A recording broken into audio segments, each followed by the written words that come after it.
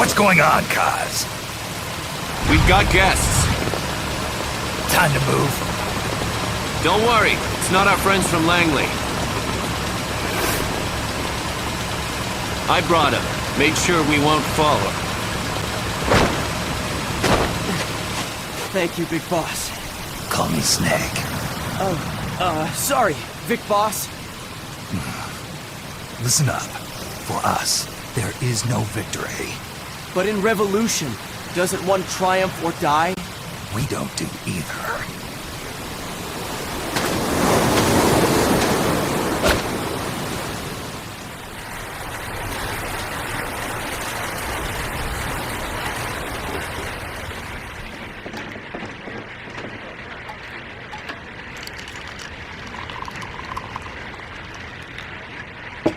Here. Ah, thank you.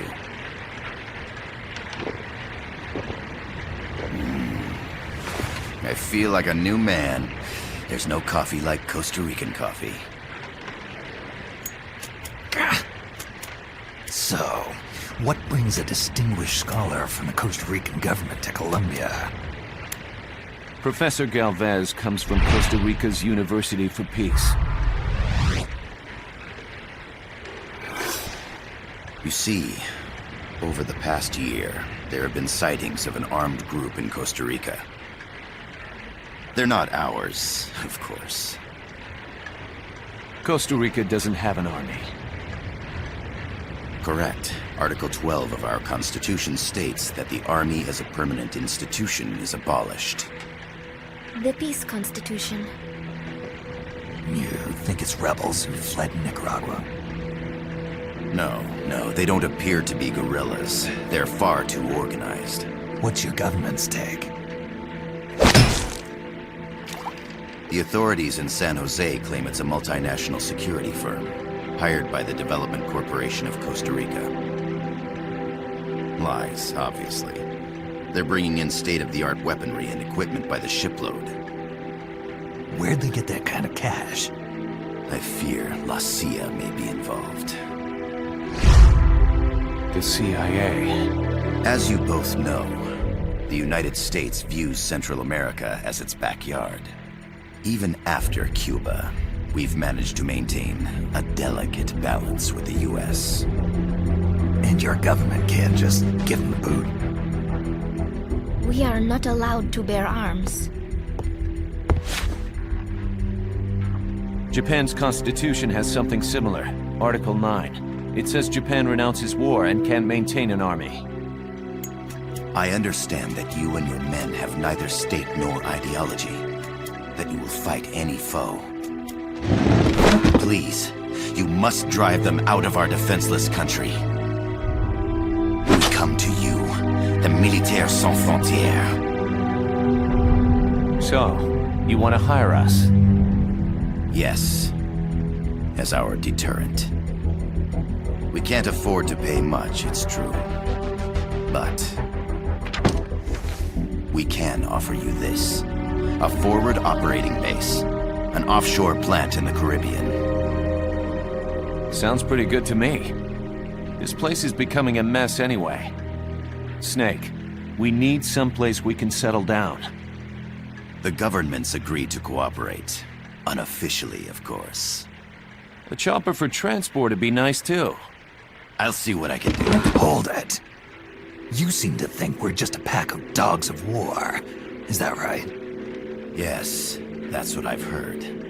You're an army without a state. No, we've only left our countries behind. Please, you must help us. If your suspicions are true, force isn't gonna do any good. You'll have to find a political solution. The government's hands are tied. Go back to your bosses in San Jose. Tell them if they want, I'll introduce them to a negotiator I know. No, I'm not here on their behalf. So, what are you doing here? For over 20 years, I've preached the virtues of peace at multiple universities. Tonight, I stand before you as an educator. This is my student. She came to me to study peace. Her name is Paz. Paz Ortega.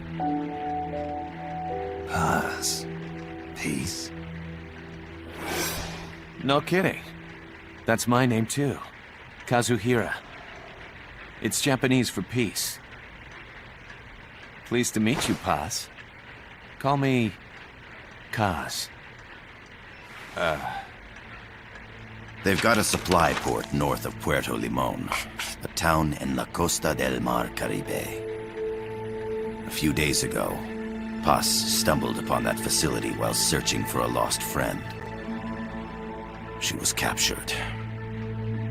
She's only a child, 16 years old. They did terrible things to her, but somehow she managed to escape.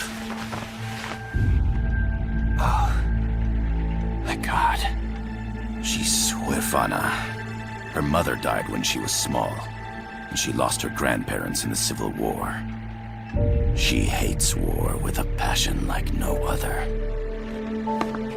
My name is Paz, and I will do anything to protect my namesake.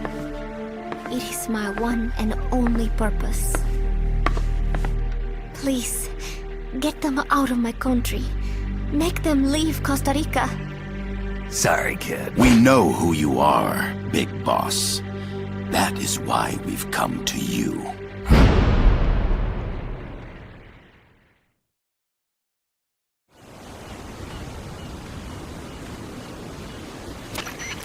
I gotta thank you for agreeing to this, Snake. Man, am I glad to be out of here. Finally, we can leave all that crap in San Geronimo behind. Break into the mercenary business for real. Let me guess. You're doing it for her, aren't you? For her.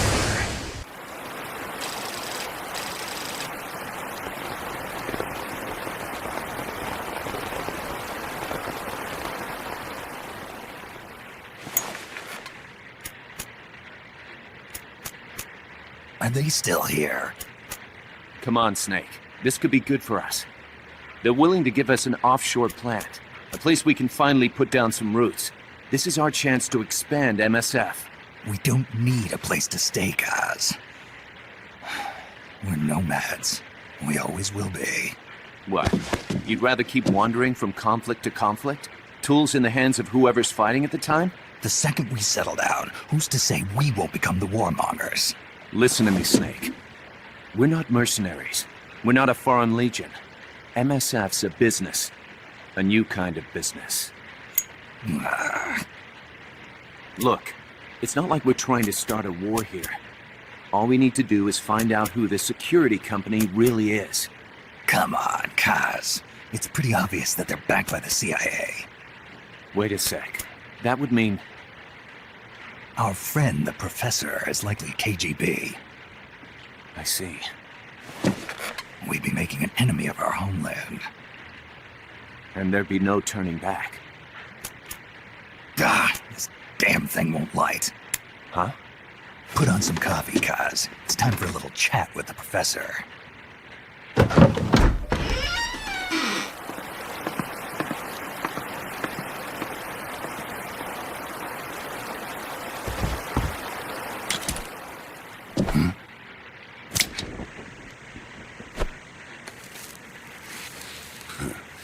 I was a heavy smoker. When I got my medal from the Secretary General, he gave me this prosthetic hand as well. But smoking was ruining my lungs, so I quit. I've not had much use for it since. It's quite an honor to meet the legendary Big Boss. That's just a code name the CIA made up. Then perhaps I should call you John.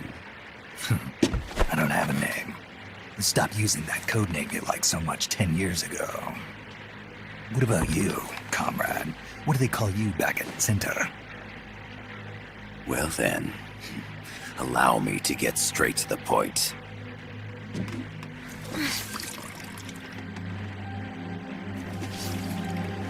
Land as slim as a whip, hot as torture. That's the Chilean poet, Neruda. Central America is the navel of the American continents, bridging north and south. We want this land. We'll build a socialist stronghold, then use it to split the Americas in two. America would lose its backyard.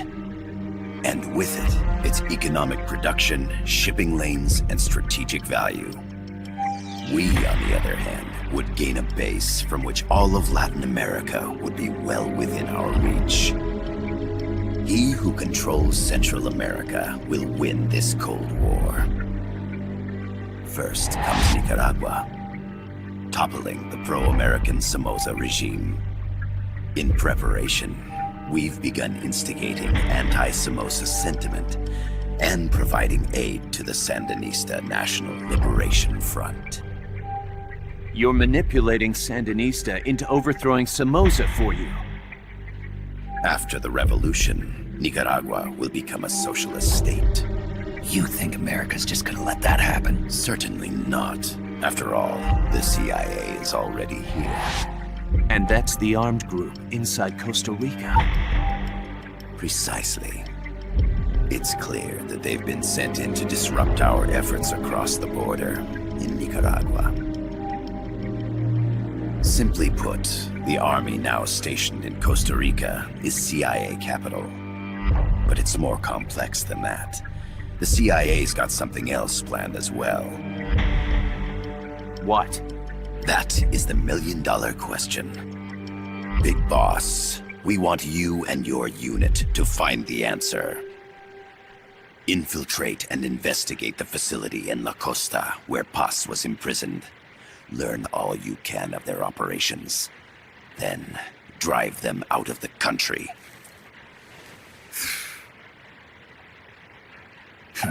You're asking us to settle a turf war between the KGB and the CIA? What about her? That was all just an act? You mean her words about peace? She was captured, that much is true. But I've kept my KGB affiliation from her. And you thought we'd fall for a sob story? No. I had good reason to bring her along. She managed to escape with her life, but her friend was not so lucky. Why were they attacked? I believe this will help explain. Perhaps they saw something they weren't supposed to. Perhaps they heard something they shouldn't have. A cassette tape? Paz took this during her escape. She says her friend happened to record it by accident. What is that? A portable stereo cassette player. The first of its kind. Ah, I heard they were working on something like that in Japan. Didn't know you guys were too. I believe what you're about to hear will help you understand. What is that? A quetzal? The phoenix bird. Paz's friend was researching birds. She went out into the jungle to record bird calls and stumbled upon this.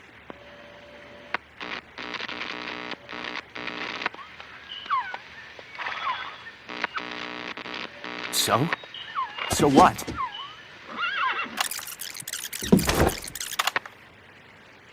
Now it gets interesting. Poisonous.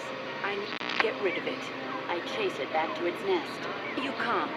The snake's too vicious. It's all many people. I chase it away. It will bite you unless you kill it. Go home. Boss. Voice print analysis confirms that this voice is indeed that of the legendary hero and criminal, the boss. What? The other hasn't been identified. Female in her 30s with a British accent. The song playing in the background was a hit in 1973. What's it going to be? Loyalty to your country or loyalty to me? Your country or your mentor? Your mission or your beliefs? I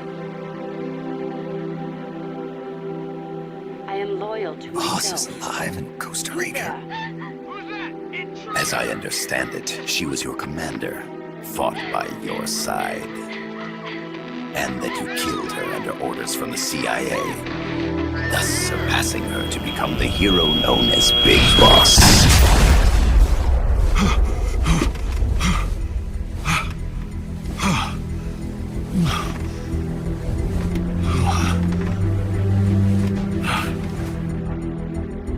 Well, what'll it be? Will you take the job? Snake, it's gotta be a trap. So you still can't turn your back on your country?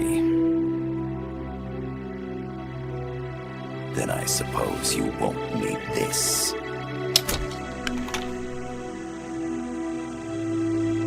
Wait!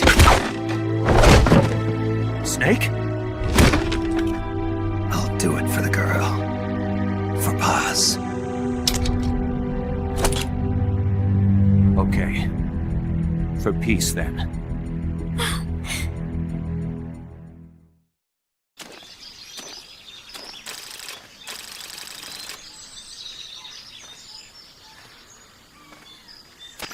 There they are. CIA mercs.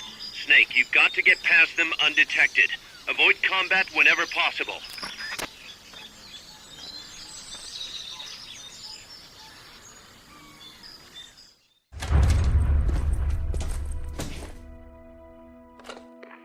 Yes, sir, we broke them. We acquired the whereabouts of target 500. Acknowledged. Spears are loaded. The barge is cleared Point Bravo. Acknowledged. Out.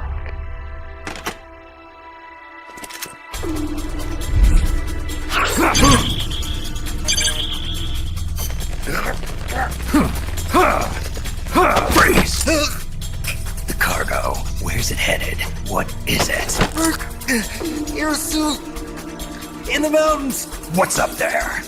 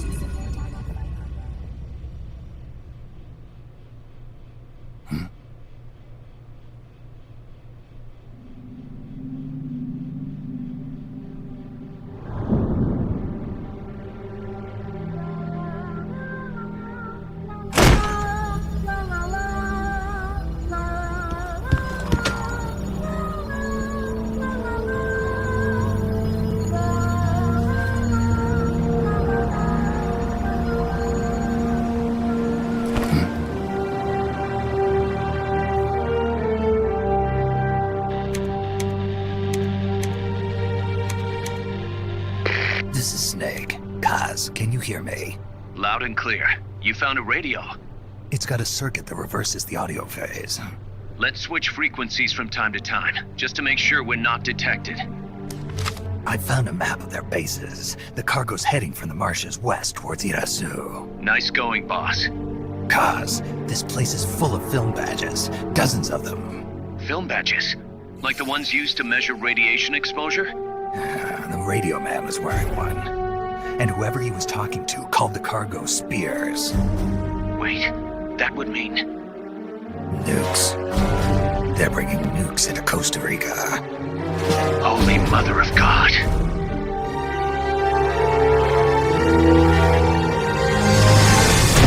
Snake, I rigged that radio so you can contact our young lady friend Paz.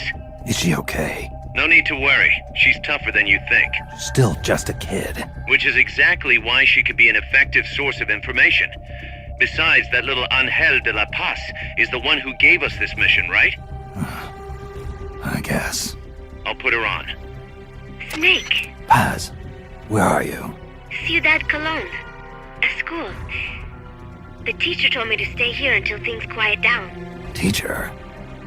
Oh, him. He's... Yeah, that's probably good advice. See, he has a radio in his room, so we can talk anytime. Pretty fancy for a teacher. Promise me, Snake, that you'll bring back peace, and... I know. I'll contact you if I find your friend. Thank you. Snake, if you need to know about Costa Rica, the geography, the climate, the wildlife, anything, just ask me. I know about its history and laws too. We learned it all in school. Got it. I have a question. I'll ask. What? In school, I also learned that peace is an unnatural state for human society, and that war is a constant threat to our relationships with others. That's right. So, to achieve peace, we have to create it ourselves. Crying about it won't bring it about or make it last. Each one of us must go and seek it out. You won't find it without making sacrifices. No offense, but I don't know what peace is. Never felt what it's like. Never even been interested in it. Snake? Oh, sorry. Listen, Paz, I think your ideas are admirable, and I hope they turn out to be right. Yeah, me too. Peace is in your name. Who better to help bring it back? Thanks, Snake. I will be here whenever you need me. See you later. Snake, use your radio to call people, but stay alert. You're in the middle of a mission and can't afford to let your guard down. Got it. Need to know more about Costa Rica? Haas can help you out. Good to know. We'll follow their transport route. This should take us straight to their main base. From what I've seen, it looks like nukes. Agreed. The key thing now is to confirm whether those spears really are what we think they are, and if so, why they're here. Follow the transport route. Find the nukes. That's what I'm thinking. First, we should make contact with the Sandinista Comandante. They can tell us more about what's up ahead. But it looks like their hideout's already come under attack. We better hope they're still alive. Snake, infiltrate that cabin and secure the Sandinista's Comandante. Neutralize any guards by knocking them out, putting them to sleep, or even using the Fulton recovery system. You choose how to handle it, boss.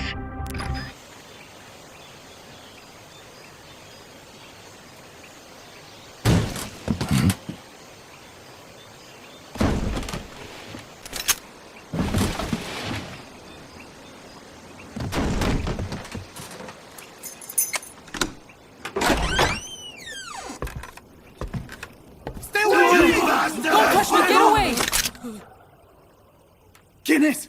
Che! No way. What do we do? Sandinista's right. I'm looking for someone. ¡Mi viejo! Shh. He's dead. They killed nuestro viejo. You're his daughter. Then that makes you his delegado, right? Relax, I'm not your enemy. Cuban. A cigar? I'll take whatever you've got. I owe you one. But I prefer cigarettes, you know. How do I look? A little like El Che, no? You Cubano? Colombiano, a photographer. I came to Costa Rica to take pictures of birds. Birds? Yeah, quetzals. You've got no telephoto lens. How do you get your shots? Telephotos for amateurs. It's all in the timing. Oh. Let me smoke Okay, too. we can talk until I finish this. Chico! Tell me what's going on here. This place is crawling with soldiers. They don't look like private security, more like hired guns. They're loaded with the latest gear from all over the world. I heard they're a security force hired by Codesa. Yeah, and I'm Papa Nowhere. Those guys are UCLA's. UCLA's. La CIA. I saw them, setting up shop in town. They're planning to do here what they did in Chile. If that's the case, what are they after? Whatever it is, it's not us. You don't think they're here to push you back into Nicaragua? Impossible. Too much hardware. Too many bases. Didn't you see?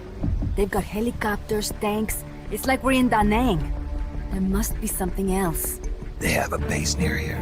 There's a factory to the north, across a suspension bridge. Factory to the north, across a bridge. Have you seen the big transport boat, mercenary crew on the Rio del Jade? You mean the barge? It's upstream from here. Up toward Yarasu. Any idea what's on it?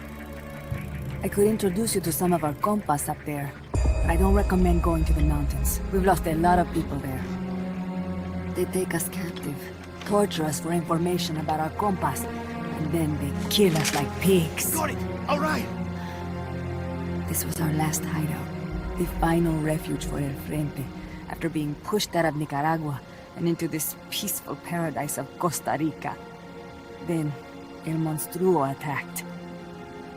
A monster. Y mi viejo.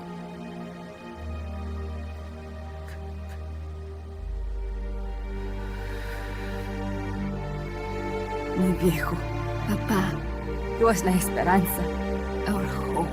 Now that Papa's gone, my sister's la comandante de la revolución. Do not listen to him. Papa was a hero who fought by Sandino's side. I am only his daughter. You need a special talent to become cacique. It takes someone great to unite all of Las Compas. Sorry to interrupt, but leaders don't choose themselves. Neither do heroes. You carry on his legacy of La Esperanza, and they'll follow you, no question. You think so? My compas trust me, but not one of them calls me comandante. Amanda! See what I mean? El Colibri!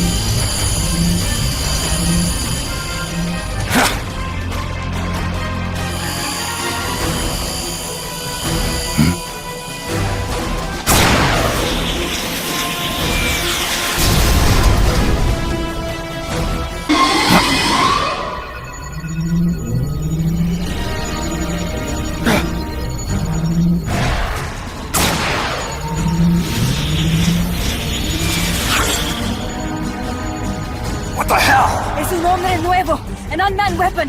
A robot!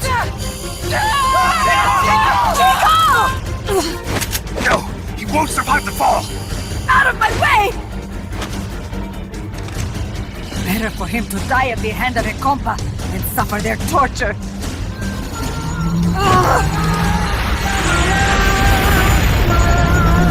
Stay here. As long as I'm still alive, I might as well be king. Over here! Fine, chico! ¡Venceremos!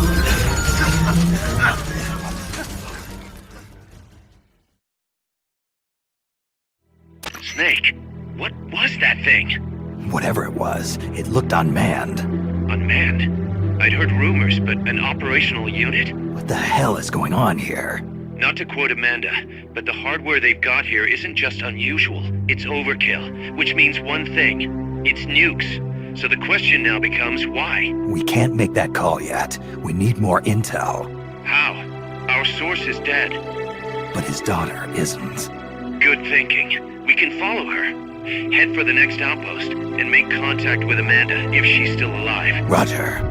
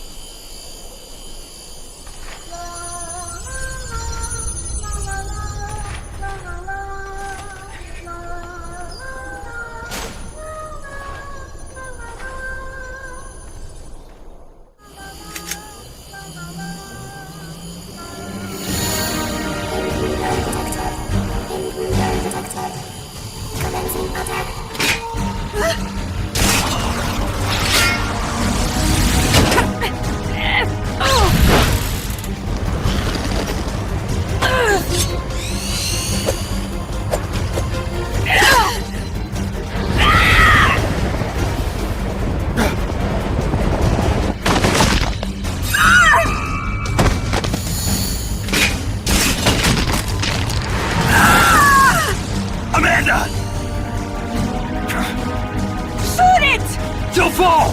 ¡Shoot el chico libre!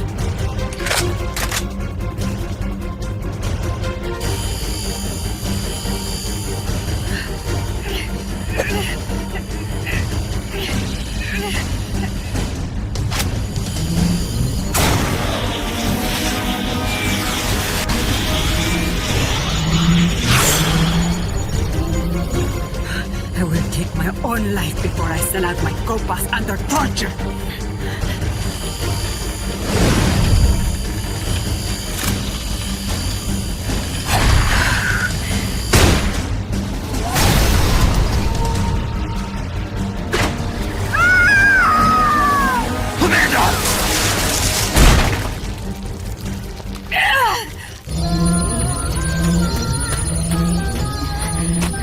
Amanda! Chico. What? What is it? Can you roll me one? Tobacco. Oh, yeah. Chico.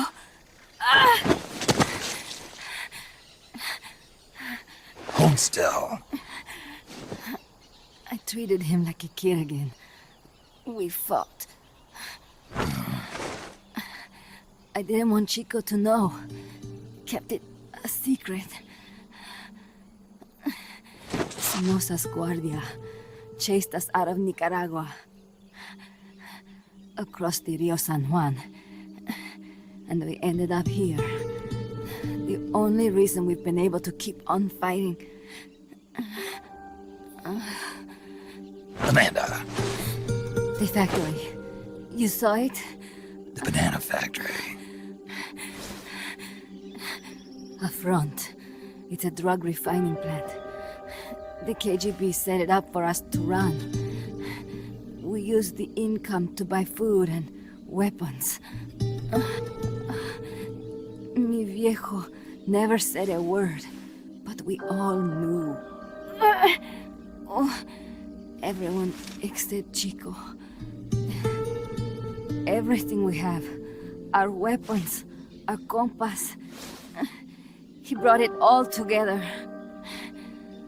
We were going to rebuild our country. Rebuild Nika with our own hands. Even if we had to dirty our hands to do it. But it's all over. We lost our cacique.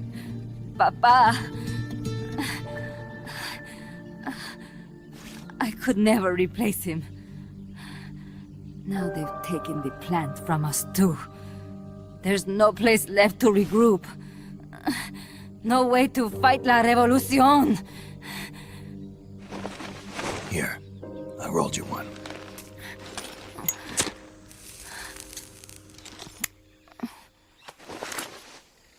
What about you? You're going after that cargo? Yeah.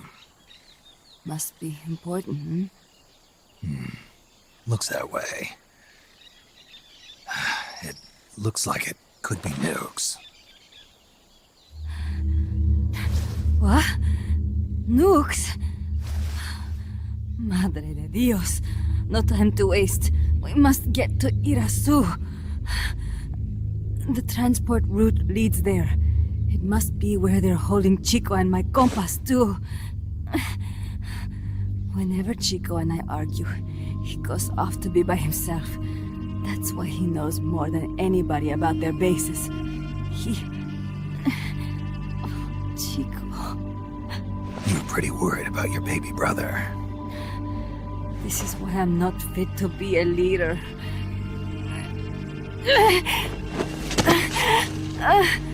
Fine. It's a little bit out of my way, but just tell me where I need to go. There's a prison up in the mountains. That's probably where he is. A prison in the mountains. You must do something for me. If you can't save Chico, I want you to ease his pain, end his humiliation. If he gives in, if he's about to sell out his compass, please, At least let him keep his honor. That's a promise I can't make. Why?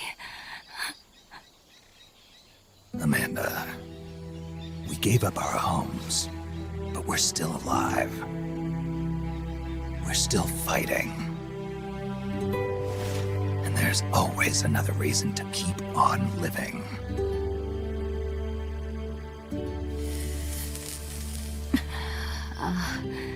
I feel alive again. Amanda, join my unit until you've healed up. Your unit? Yeah, Who are you? Why are you here? I'm Snake. Serviente. Snake?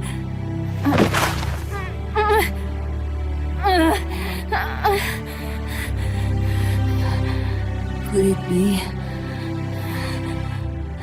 the great cacique has come to meet us?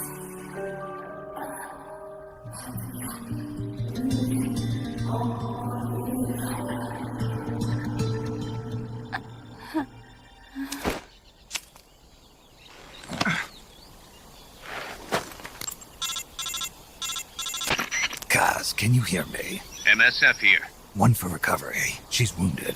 Acknowledged. Kaz, the cargo on the barge. I was right. It's headed for the mountains. You think that's where they're taking the nukes? I'm sure of it. Let's move. Snake, Amanda's reached the plant. Snake, Amanda, how do you feel? some first helicopter ride. I'll be perfectly happy if it's my last.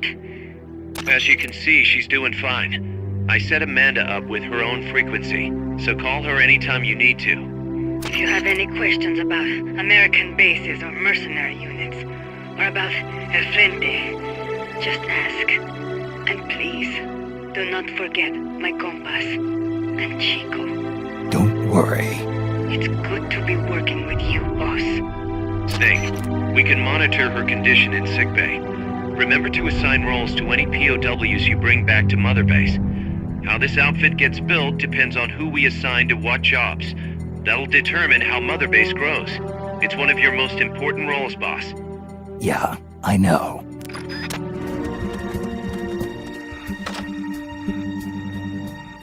Chico, is that you?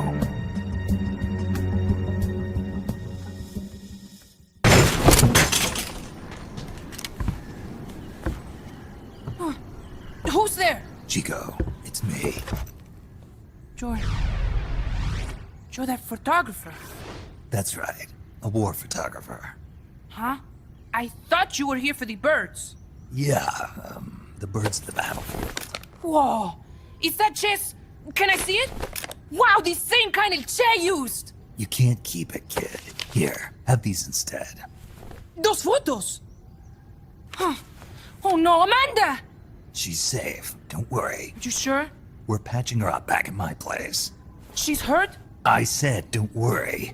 It's just a broken leg. You got any cigarettes? A cigar, huh? Hey!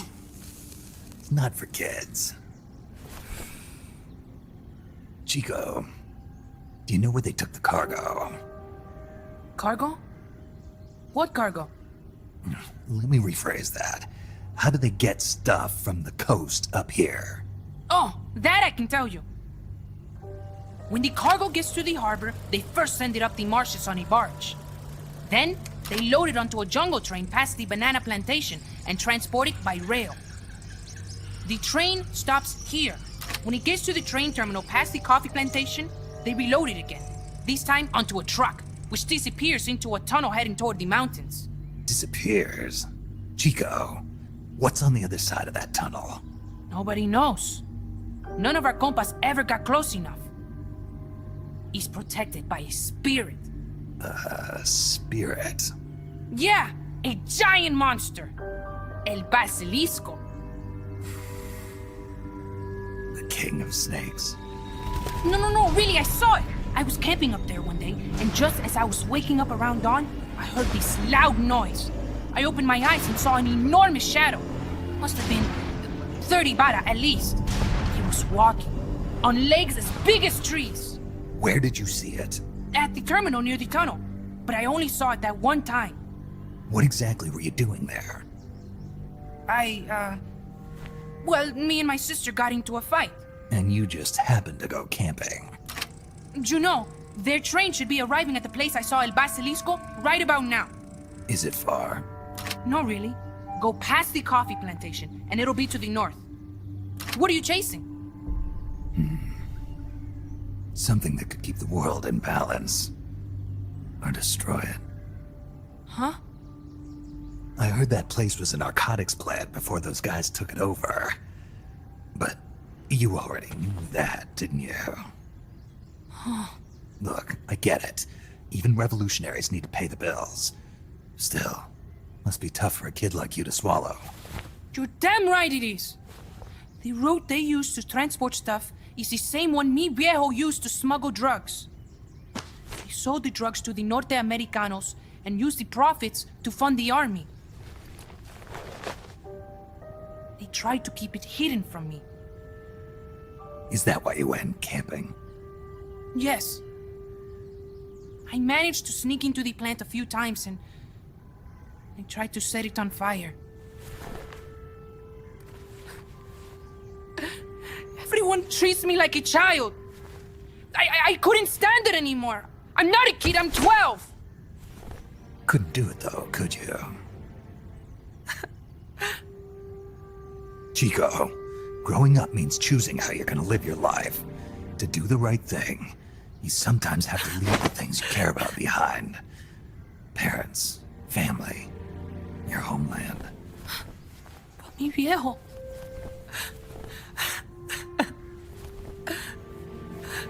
Papa. Chico, look at the photos. Mi viejo. He's gone, but there's one thing you don't ever leave behind. Your memories. Keep them safe. You want to get out of here, Chico? I do, but... Come back with me. Your sister's waiting for you. I can't go back. I can't face everybody. You told them where your compas are. I see. Nothing to be ashamed of. Pain gets the better of us all.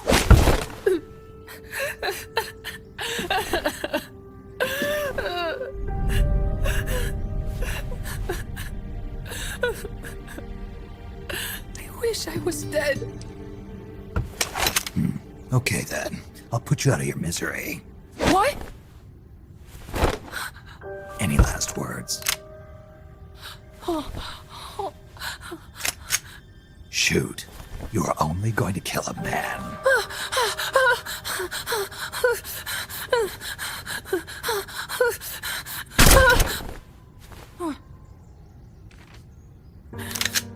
I just wasted a bullet. Don't waste your life. Listen to me, Chico. You died here today. You understand? You're hombre nuevo. A new man. Now, give that new life to me. Huh? Fight with me, little soldier. Show me how strong you really are. Dry your tears, then promise me one thing. No smoking until you get older. Remember, real heroes are never as polished as the legends that surround them. You got it, boss. Snake is fine. What's that? Ah!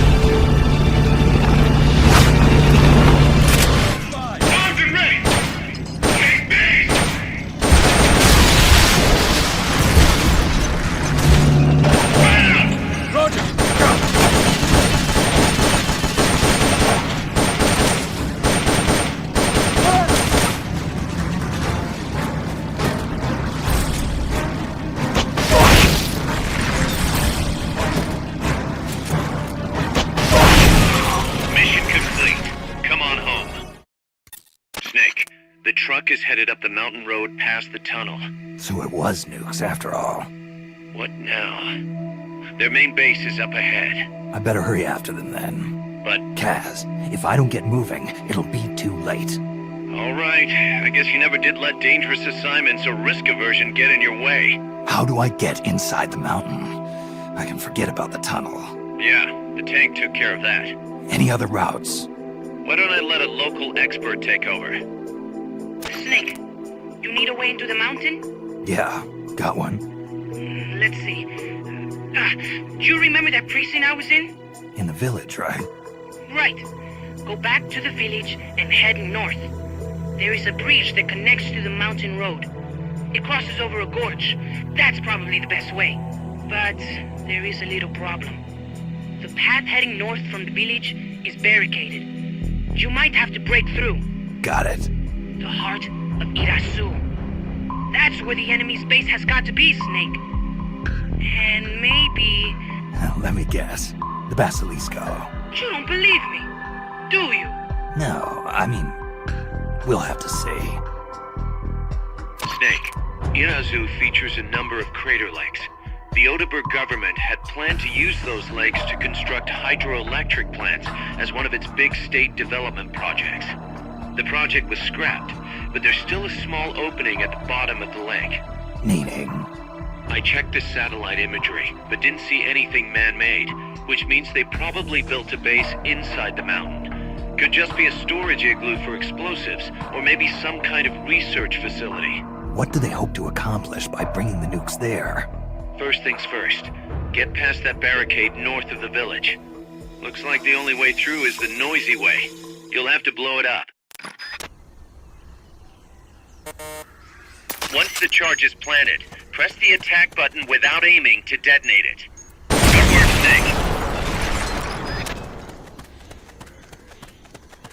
Snake. Snake, you there? Yeah, what's up?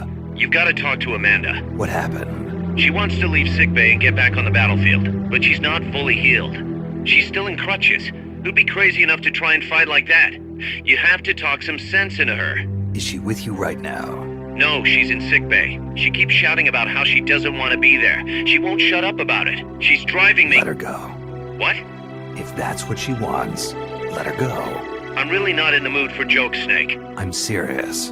Let her go. Why? So she can come back in a body bag? I'm really not in the mood for jokes, Kaz. What are you talking about?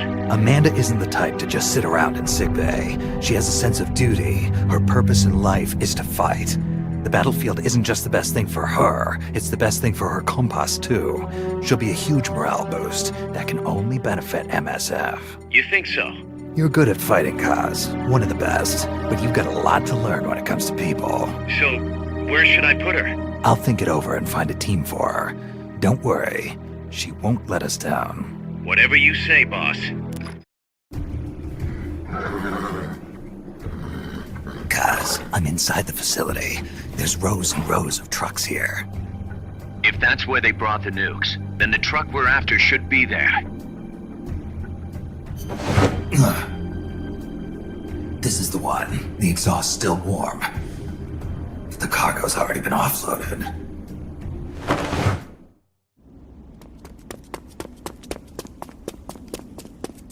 Just a minute. This isn't what we agreed on. It's too late. The changes have already been finalized. You told me it was going to be a deterrent, that we wouldn't have to launch. I am not arguing with you, Doctor. Our goal is to create the perfect deterrent. That's why I agreed to help develop it. However, in order to achieve that perfect deterrent, we must show the world our strength. 3 key principles ensure effective nuclear deterrence. First, you must have nuclear weapons. Second, you must never use them first. And third, and most important, if someone attacks you, you must strike back. Unless we prove beyond a doubt that these 3 principles work in practice, the world will not accept our new deterrent. And the only way to do that is to show them we're capable of actually launching a nuke. But Isn't deterrence supposed to stop nukes from being used? Exactly. And so the one we launch will be the last one ever. I won't let you use my creation like that!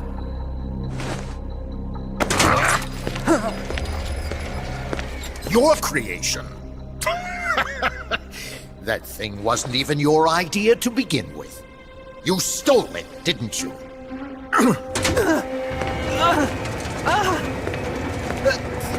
Stole it? You're one to talk. You got the idea for bipedal locomotion from the communists in the first place. You listen to me, Doc. Keep quiet. Do as I say. Not another word about stolen ideas. Should we succeed here, you'll be the toast of the scientific community. And your name will go down in history as champion of both progress and national security. The hell with that! Doctor!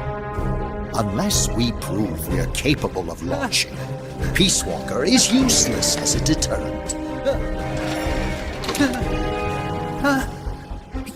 You used me!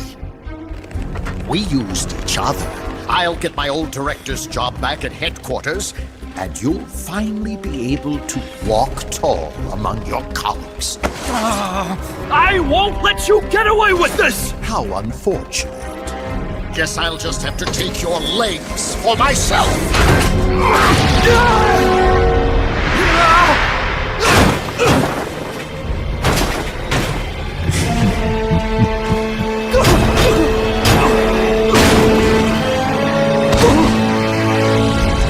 Peace won't just come to us, Doc. We are going to have to meet it halfway. V for victory.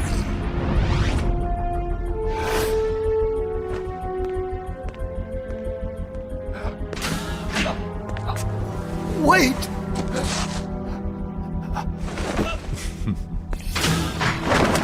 Hey, you okay? Don't do it! Snap out of it. Where are the nukes? He's gonna do it! He's gonna launch a nuke!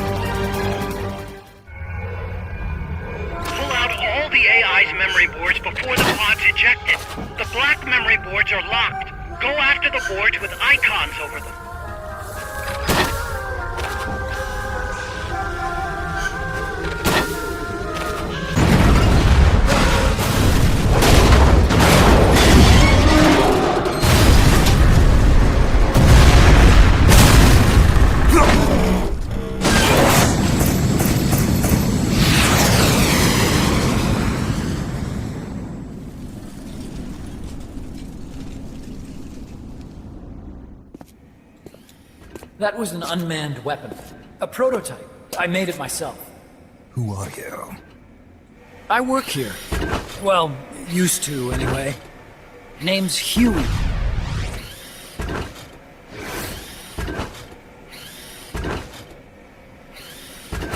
And who might you be?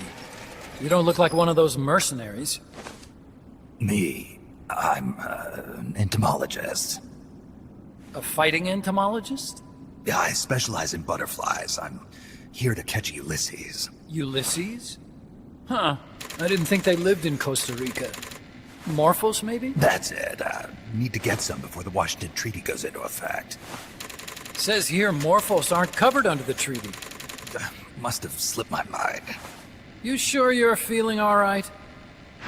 Anyway, long story short, the butterfly got away. So how about it, Doc? Did you make that big butterfly too? Yes. And no. What was that thing?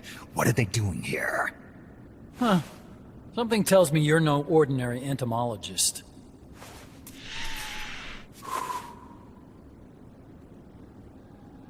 The nukes were loaded on that machine. The project's entering its final phase. Project? That's right. The thermonuclear warheads they brought in, the bases scattered throughout Costa Rica, the mercenaries, the AI weapons, the research we were conducting here. It's all for this. We used this facility to develop unmanned weapons. Unmanned? Robots. The one you just fought was a pupa. There's also a flying type called chrysalis and a treaded type, the cocoon. Motor control, target detection, tracking, attack, capture, and transport functions are all controlled by an electronic brain. There's no need for a human pilot. They can only follow simple commands, though. Why build them here? For the CIA. They invited me here a year ago. That's who that guy was. CIA's station chief for Central America. Goes by the name of Hot Coldman. Apparently he was some sort of hero back at the height of the Cold War. He's the one running the show. We called it the Peace Walker Project. Peace Walker?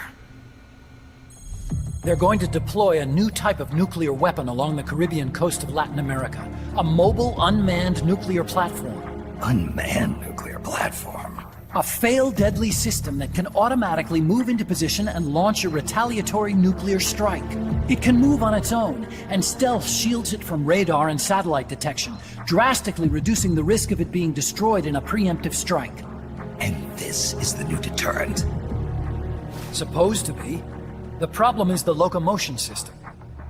There's no dry season in the Caribbean. It rains all year round. The terrain is full of tropical rainforest. A lot of the time you can't even build a proper road. So I went back to where it all started. What's that? Legs. Walking power. A mobile launcher carrying a thermonuclear warhead even more powerful than the Soviet RDS-220s. That's Peace Walker. Chico's Basilisco. We did the assembly and field testing here. A walking nuke. I sort of borrowed the original idea from behind the Iron Curtain. The missing link between infantry and artillery. Metal Gear. Metal Gear. But they'd actually need to deploy dozens of them. Coldman needs funding for that. And to get it, he's planning a test, which will also serve as a demonstration for the folks back at Langley. Wait, he's launching a nuke to prove that his perfect deterrent works? In his words, to prove that if someone attacks us, we will strike back. Put simply, nuclear deterrence is the idea of using nukes to keep nukes in check. If one side launches nuclear weapons, the other is sure to launch theirs in retaliation, which makes launching an act of suicide. In the end, neither side can use its nukes. It's thanks to this doctrine that the world's two superpowers have avoided all-out confrontation. Nuclear deterrence has brought us peace. At the very least, it's prevented another world war from breaking out. But the theory of nuclear deterrence exists only on paper. In reality, there's no guarantee that either side would follow through with retaliation. There's the chance that a preemptive strike could destroy all the missile bases, render them unable to retaliate. But the biggest flaw in the theory is that the decision to retaliate has to be made by human beings. Let me give you a real-world example. Let's say country X launches first against country Y. If the people in charge of country Y are like you and me, they're not going to be able to retaliate, knowing that they're effectively ending all human life. So then the weak link in nuclear deterrence theory is the uncertainty of retaliation. Bingo. And that creates a loophole country X can exploit to launch the first strike. Which is why we designed the system to be unmanned. With Peace Walker, retaliation is certain. It chooses the appropriate target and launches a retaliatory nuclear strike every time, without needing human input to make the call. Launching a nuclear strike against Peace Walker is tantamount to pushing the launch button against yourself. It closes the loophole in nuclear deterrence theory, rendering our friends in Country X completely unable to launch. What Coleman is saying is that to achieve this goal, we need to demonstrate that retaliation will be carried out by a machine. He will launch his nuke. And then his version of deterrence will be complete. And you believe him? I believe in peace through nuclear deterrence. Why? My father worked on the Manhattan Project. He put his whole life into that research. And all it created was this illusion of peace called deterrence. And then I was born, unable to walk. I had no choice but to face up to the nukes. But if they do end up launching, it'll all have been for nothing. They've got to be stopped. Where'd they take the warheads? To a base near the border. The final test is 5 days from now. Where's the base? You're gonna stop them? It's kind of a hike. And besides, there's a surefire way to halt the project. You see, Peace Walker isn't quite finished yet. What do you mean? It's missing one last critical structural component. The AI. Its brain. The reptile pod, the electronic brain I was working on, can only follow commands like, go there, attack that. I guess you could compare it to the human cerebellum. But for nuclear deterrence to work, it must function in place of a human decision maker. It needs something to analyze the huge volumes of data coming in and select an appropriate target for retaliation. Hence, it needs the high-level decision-making ability of a cerebrum. A mechanical cerebrum. The hardware configuration is modeled on the human brain, similar to the pod I worked on, but its role is completely different. Where's it being made? A research lab to the north. An AI expert named Dr. Strangelove is developing it. Very hush-hush. Dr. Strangelove? Strangelove was recruited from the States, too. In the field of AI, there's no one better, that's for sure. But man, what a basket case. She hates everybody. Go to the lab and destroy Peace Walker's cerebrum. I'm pretty sure they haven't finished the final calibrations yet. I'll lend you my ID card. It'll get you through security at the lab. Oh, and one more thing. What's this? A letter of recommendation? Yeah, it's from me to Dr. Strangelove. Don't read it, okay?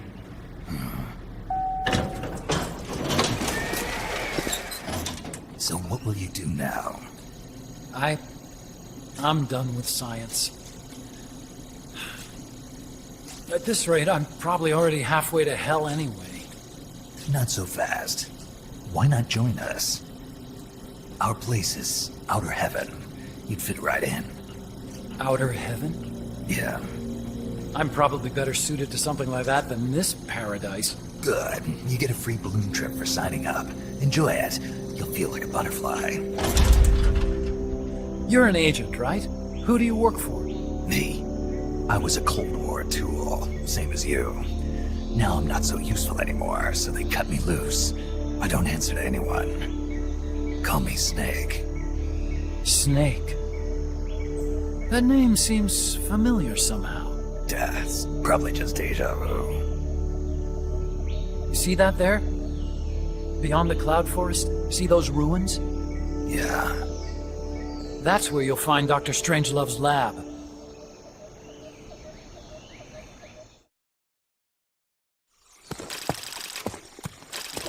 Snake, how's the mule treating you?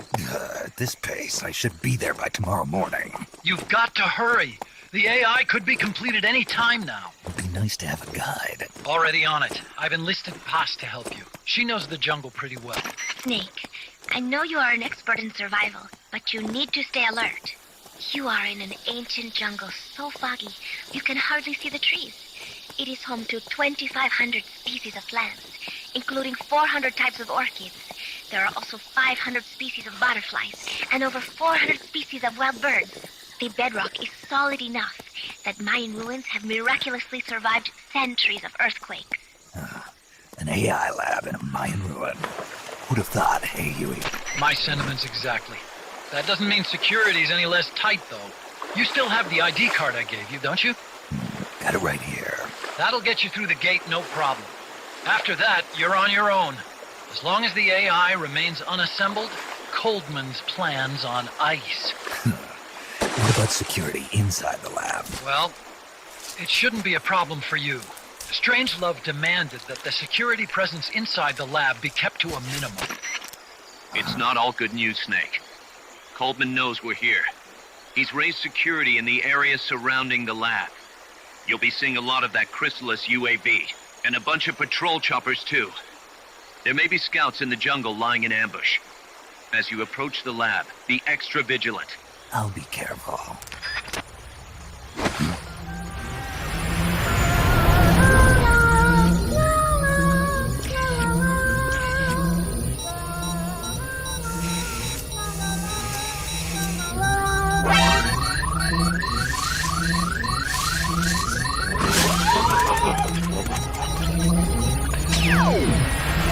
They're looking for you. Stay sharp.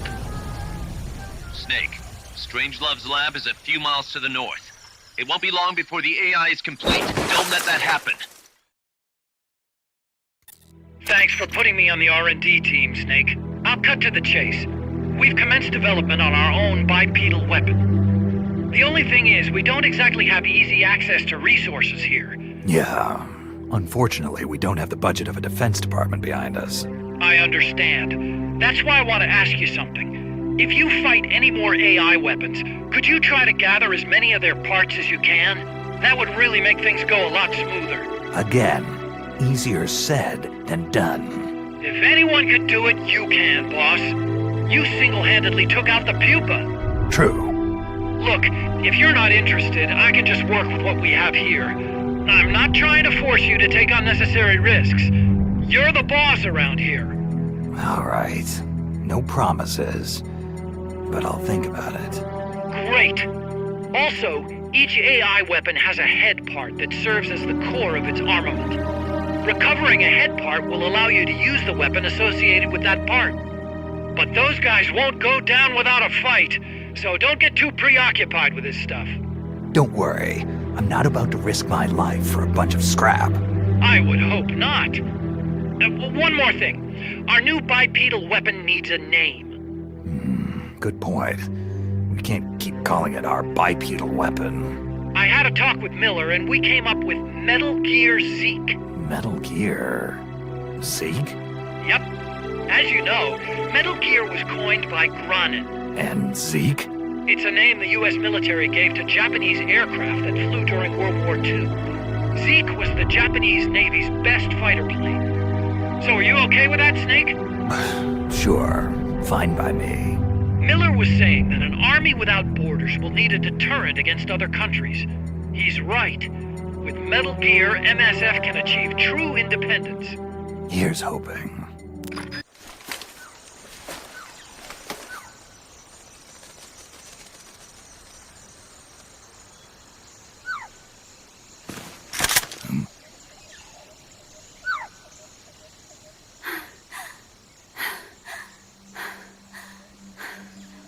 Hey. Tu m'as trouvé. C'est moi, le loup. French. Fini de jouer à cache-cache. Dis-moi qui tu es. Please, do not kill me. You're no soldier. I am a tourist. What's your name? Please. What are you doing here? Cecile. Cosima. Caminada. You're not one of the soldiers? Please, lower your gun. Who are you? I'm an ornithologist. A poacher? The gun's for self-defense. I'm looking for that one rare bird in Costa Rica. Which one? The quetzal? Right, the quetzal. They're rare, but they're not covered under the Washington Treaty. The resplendent quetzal is red-listed. Really? You know your stuff. I am an ornithologist myself. Well, we'll have to compare notes later. Here, drink some of this.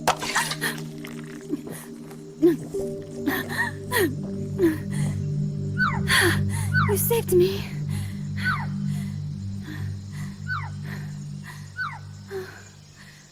They told me this was a paradise. That there were more rare birds here than anywhere else. That there was no war here. That it was safe. They told me it was every birder's dream. But they were wrong. What happened? If only I had not recorded that stupid voice. Voice? I was trying to capture the quetzal song. Making my way through a thicket, I saw immense runes towering before me.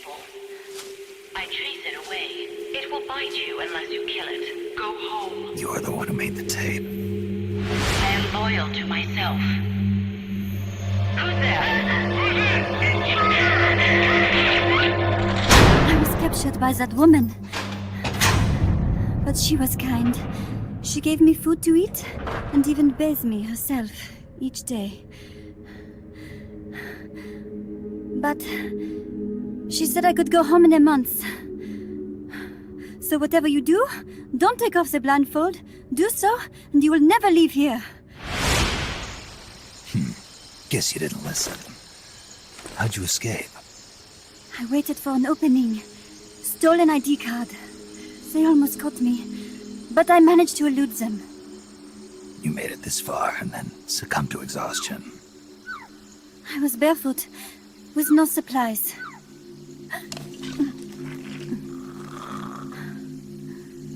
Oh, I am so sorry. I drank it all. That facility. Did you see anybody else in there? Well, there was another woman, but I never saw her in person.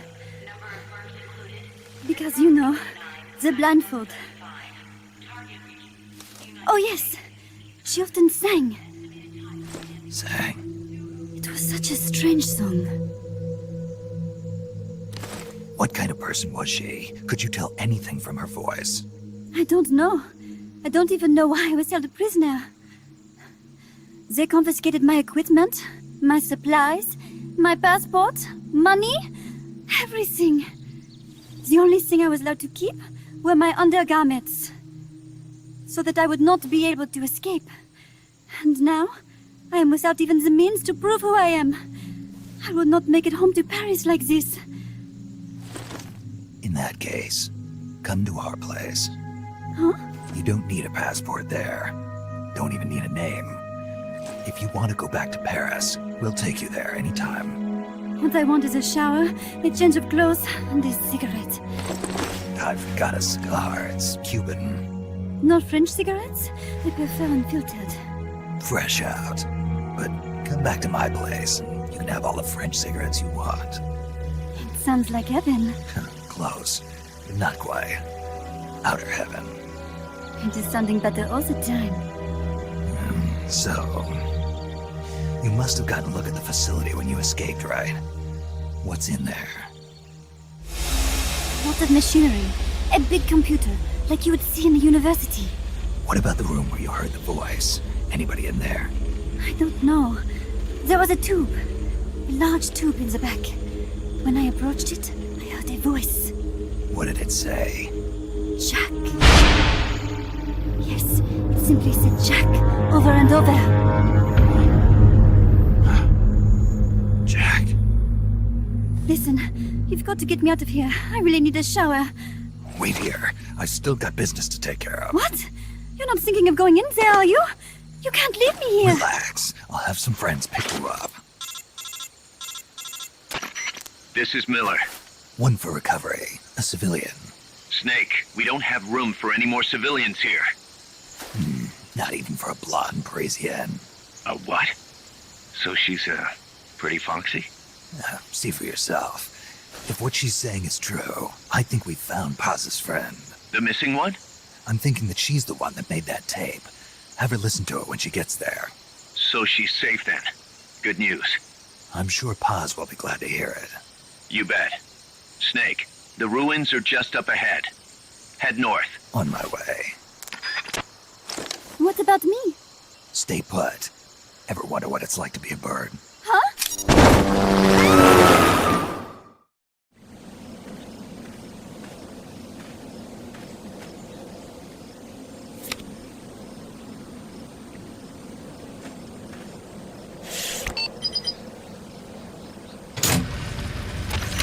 Excellent. It's open.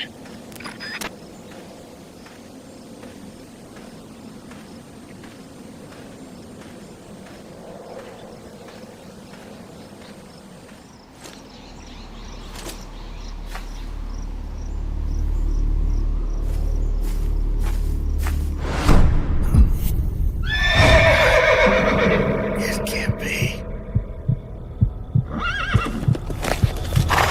Looks like death wasn't ready for you yet. Boss.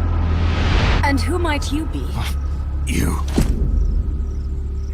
Dr. Strangelove, I presume.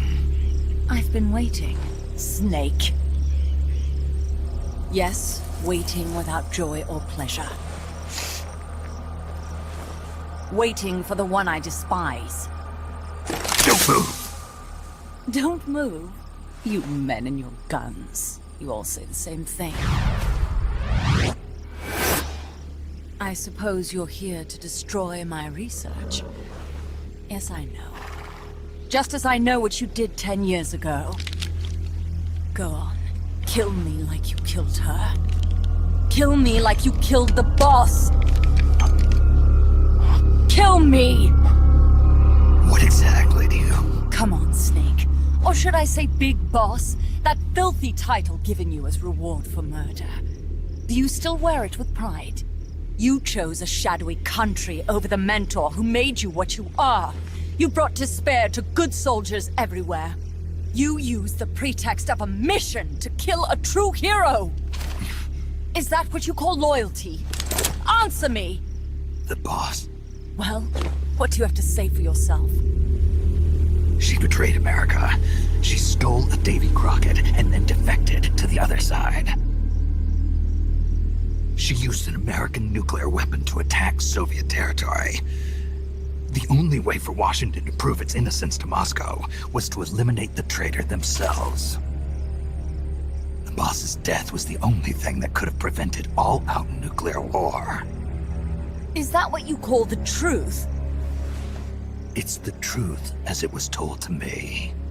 So the truth is that you sullied the reputation of your mentor, the woman you loved most in this world, before you buried her. It was my mission. Huh.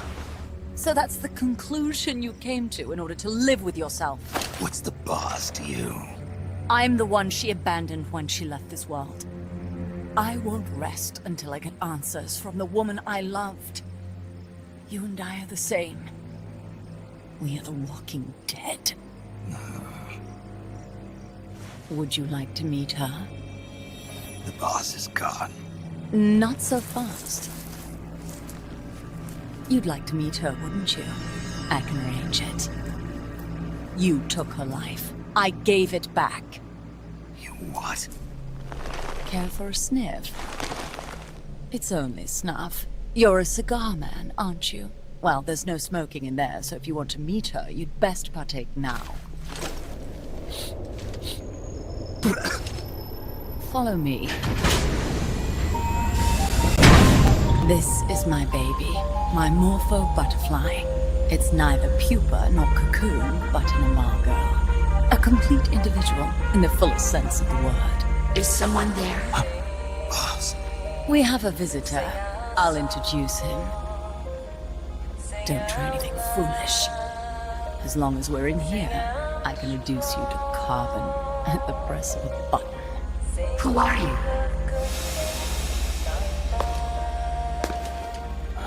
A man. A warfighter.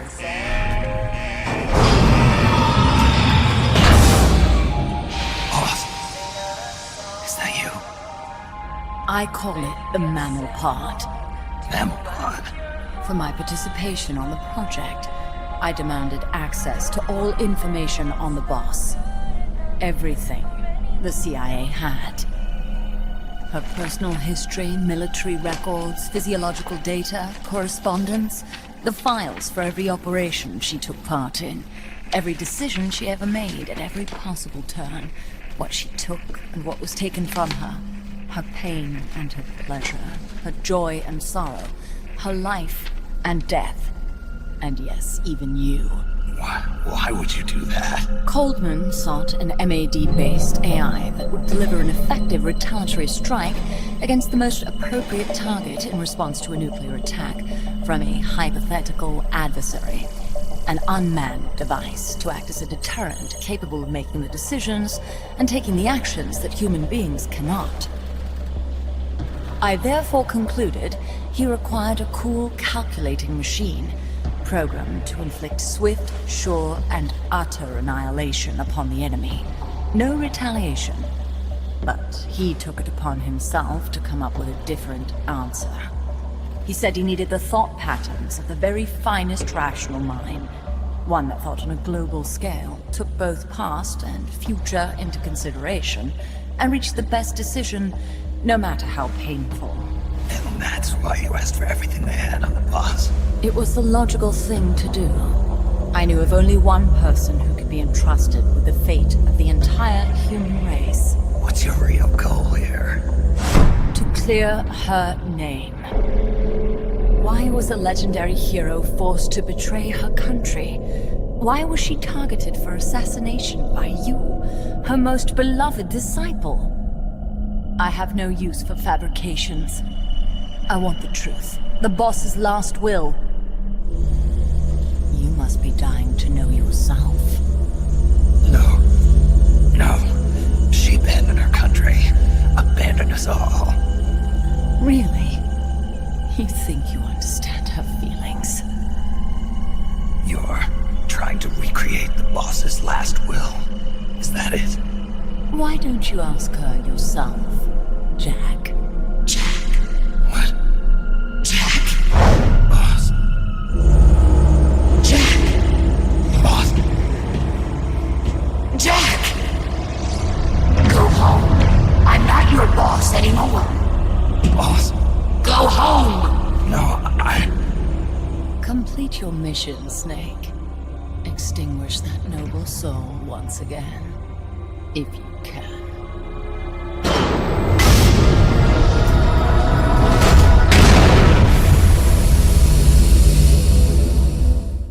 Go home. I'm not your boss anymore. Go home. I may no longer be able to bear. What is this? This response? Oh God! Discontinue!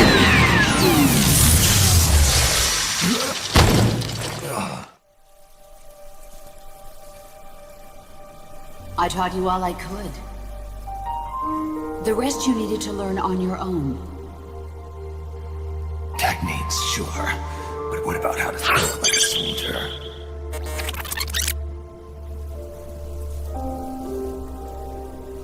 I taught you all I could. The rest you needed to learn on your own. Techniques, sure. But what about how to think like a soldier?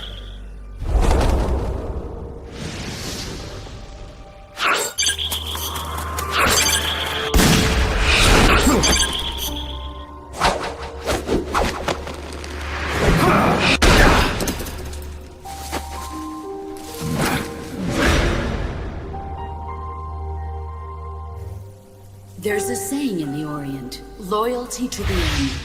Do you know what it means? Being patriotic. It means devoting yourself to your country.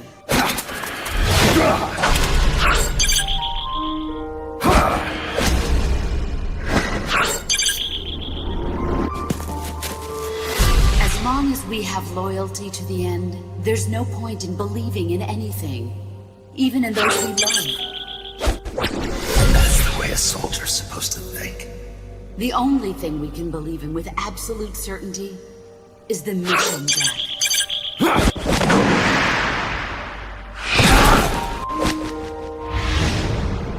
I'm defecting to the Soviet Union. Jack, you can't come with us.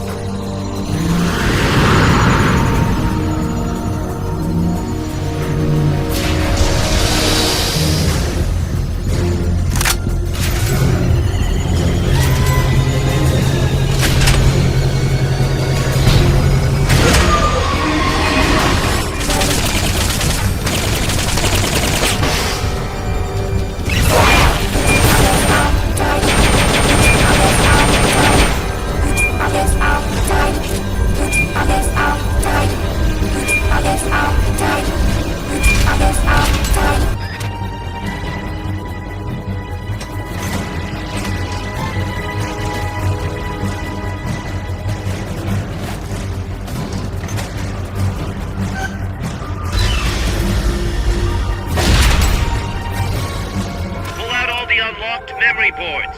Pull out the memory boards. All the unlocked boards will have icons over them.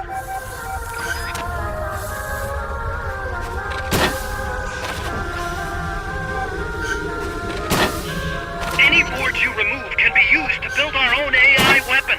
Memory boards have different functions according to the icons displayed over them. Go ahead and take whichever ones you want.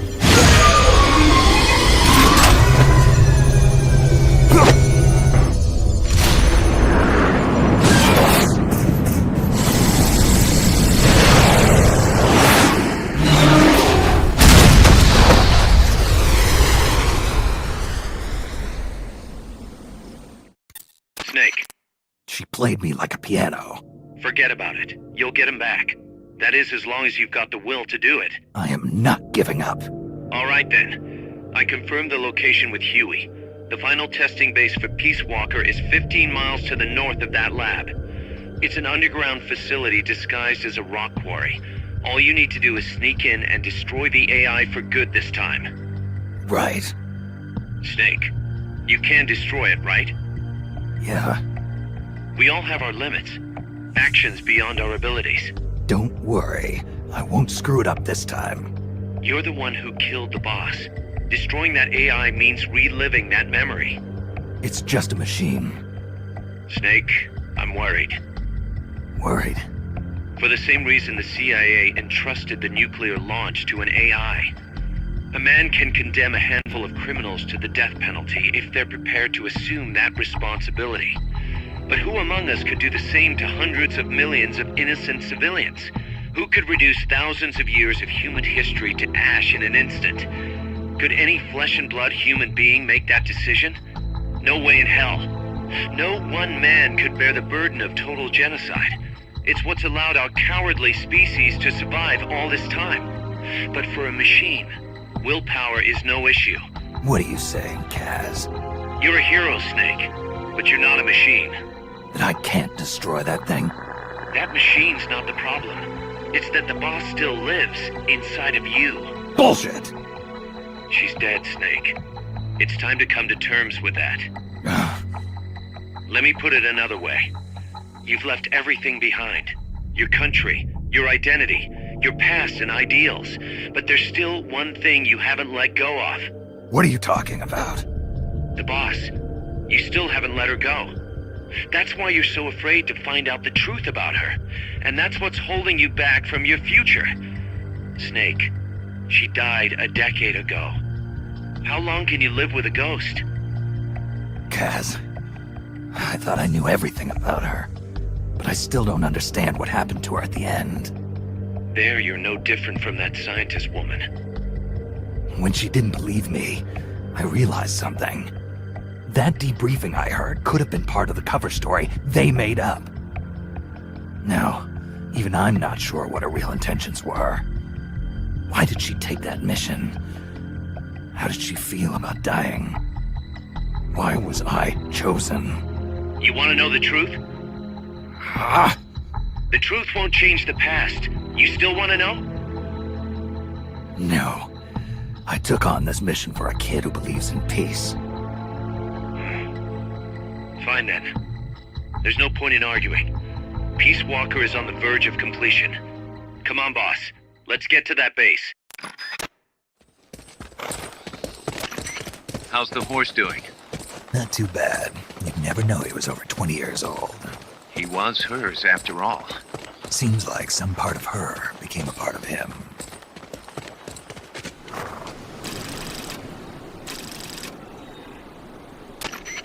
The platform and the cerebral AI are supposed to be assembled at an underground base disguised as a mine. If my guess is right, both of them have already arrived and are being readied for final testing. Destroying the platform will be difficult. I suggest getting up close and destroying the AI instead.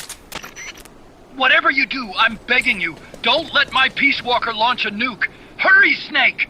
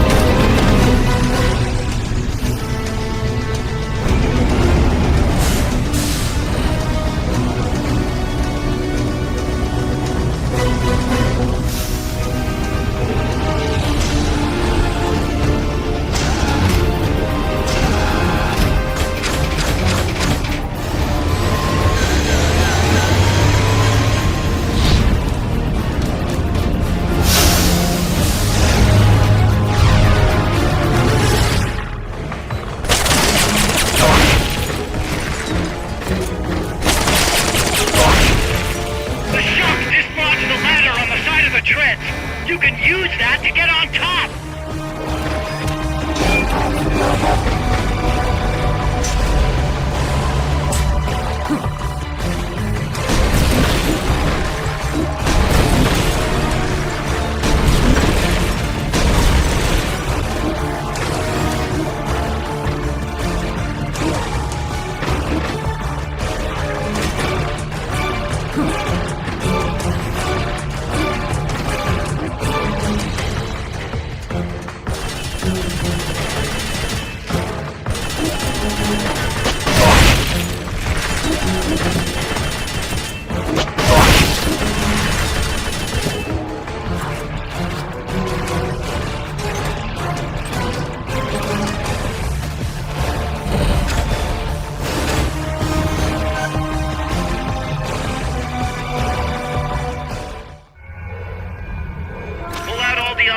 Memory boards. Pull out the memory boards. All the unlocked boards will have icons over them.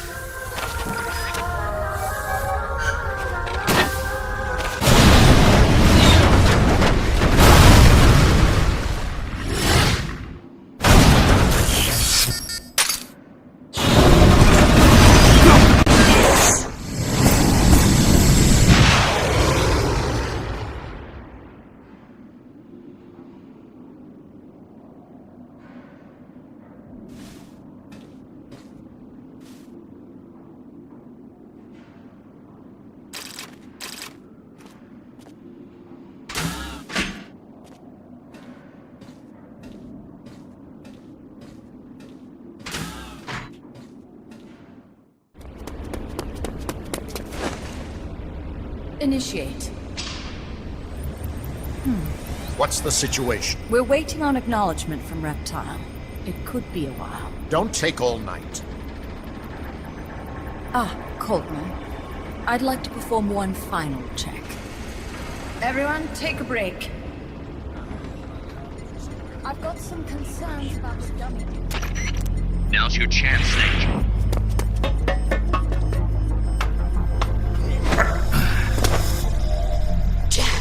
You've returned. What's wrong? Your body temperature has fallen. You're imagining things. Have you come to destroy me? Your pulse has quickened slightly. Just chilly. It's freezing in here. I see. Boss. What is it, Jack? Boss. Is that you? What is it, Jack? Do you have regrets? Regrets? About your final mission? My final mission? The one in Groznygrad. I've never been on a mission there. September 1964. You betrayed the United States, and then I killed you. I have no record of such a debriefing. Listen to me. I have to know. Did you defect to the Soviet Union of your own free will? There is no mission record matching that description. Jack. You're not the boss. The boss is dead. Don't do it, Jack. Drop your weapon, big boss. Mammal showed the same response back at the lab. It's a sure sign that you are nearby. It's an honor to meet you again, big boss. I've seen that coyote before. Lobo is the name. Lobo? Smells like a rotting corpse to me. I know all about you. Selena Yarsk, 10 years ago. You were involved. The operation to eliminate the traitor. I planned the whole thing. Shouldn't a suit like you be back at Langley? What the hell are you doing here? It's what the CIA does best. Ensure people in the know keep their mouths shut, or else pack them off someplace where there's no one to listen. I get it. Trying to claw your way back into their good graces. It's not quite that simple. My aim is a new world order. Détente, the NPT. SALT, TTBT. Ever since the Cuban Missile Crisis, the structure of the Cold War has been coming apart at the seams. A new age is dawning. An age in which Peace Walker, an infallible nuclear deterrent system with the patience and cold logic of a machine, will play a vital role. That's your plan? Assigning humanity's sins to a bunch of machines? Quite the romantic. Remember the Cuban Missile Crisis, when the commander of a Russian sub refused an order to launch a nuclear-armed torpedo at an American destroyer? In retrospect, that man was a hero. He saved the world from all-out nuclear war. Humans are incapable of destroying themselves. But an AI wouldn't hesitate to push the button. Precisely. Making it the one real deterrent. People hesitate, lose their nerve. Isn't that why deterrence theory works in the first place? No. Machines don't make mistakes. Only men do. That's why a fully automated, mechanized deterrent like Peace Walker is needed. Once our system is embraced, Langley will again turn its attention to Latin America as the cockpit of the new Cold War. Honduras, Nicaragua, Costa Rica, Panama. Peace Walker will be deployed along Central America's entire Caribbean coast. All of North America, South America, and the West Indies will be within its range. We'll bring law and order to the entire continent. And you'll still be calling the shots. You still don't get it. The age of heroes is over, buried alongside the boss and her bankrupt beliefs. From now on, our only heroes will be machines. Surely no one understands that better than you. Except perhaps your partner. A deterrent for hire. An army without borders. You've invented a new system too, and an admirable one at that. That's supposed to be an offer. I'm not offering anything. If I'm to sell my new system, you and yours have got to go. Wait! Coldman, I have questions for him. Information critical to the completion of the mammal pod. Give him to me. Don't waste too much time. We've just received word that the SALT II talks are on schedule. We will launch on time. Snake, you are going to help me resurrect her. Shut up! The boss is dead. Bring him.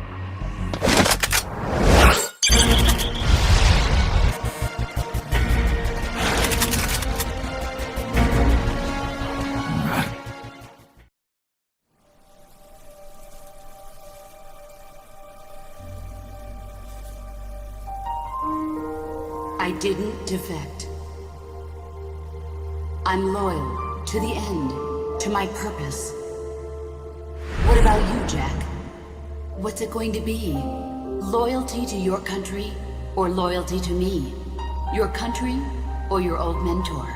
Your mission or your beliefs? Your duty to your unit or your personal feelings?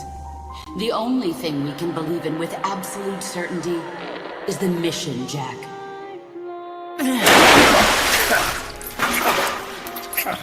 Rise and shine. Coldman's greed does not concern me. I'm only interested in one thing. The truth. I'm a scientist, an AI developer, but not an AI myself. I'm a scientist, and as a scientist, I find this distasteful. You understand? I am a scientist, and I expect answers that make sense. Now, what do you know? Your boss defected from the US, taking a Davy Crockett with her, and used it to launch a nuclear strike on Soviet territory. That much I know from the CIA's official debriefing. Did she defect or not? Answer me! Did she or did she not die for her country?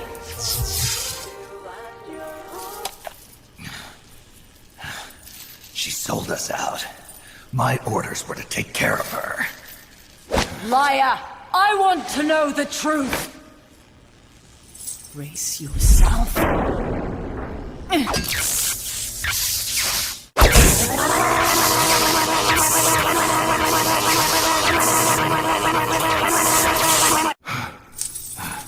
You hate me? Fine. Turn it up. It doesn't change the fact that I killed her. I know that. But what I don't know is your motive.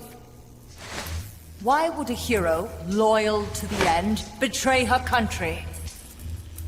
What really happened? What did you see? She betrayed more than just her country. She betrayed me, too. Then how do you explain that bandana? Why keep a memento of a traitor? What are you talking about? And what about that scar? Don't tell me you have the same scars by sheer coincidence. Don't touch me! Decorating your body with her memory. Rather effeminate, if you ask me. Answer me!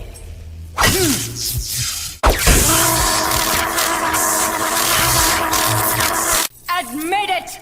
She sacrificed her life for America, didn't she? Sacrificed all for a country that cared nothing for her soul or for her dignity. And you...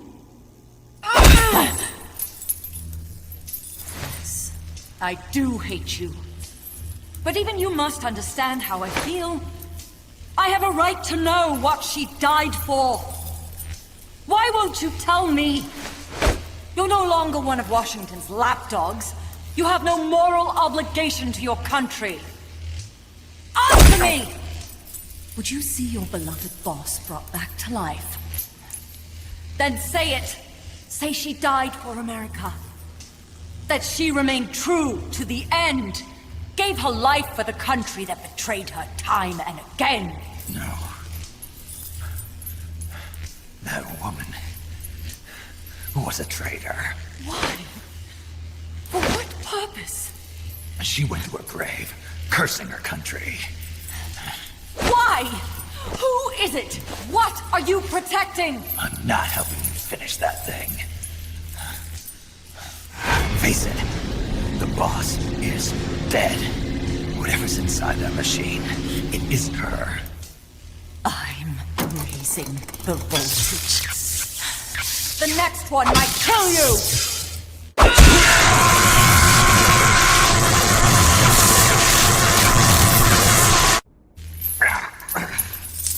Why?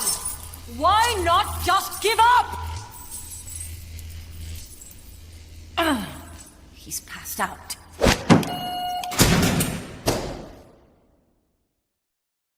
Get in there!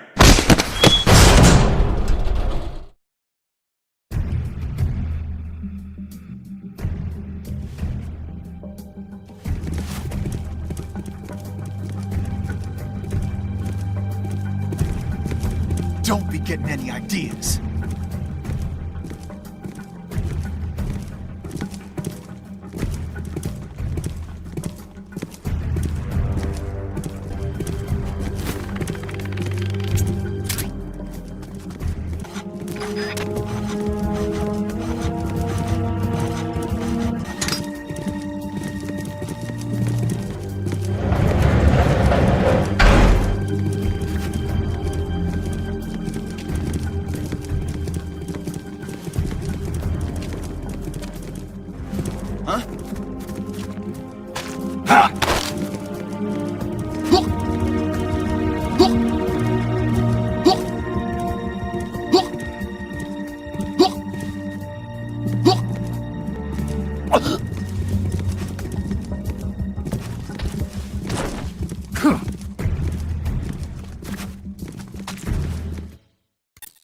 Snake.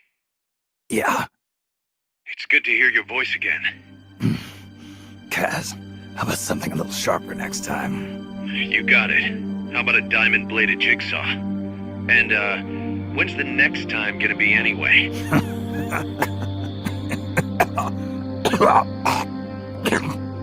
Sorry. Hey, you okay? Yeah.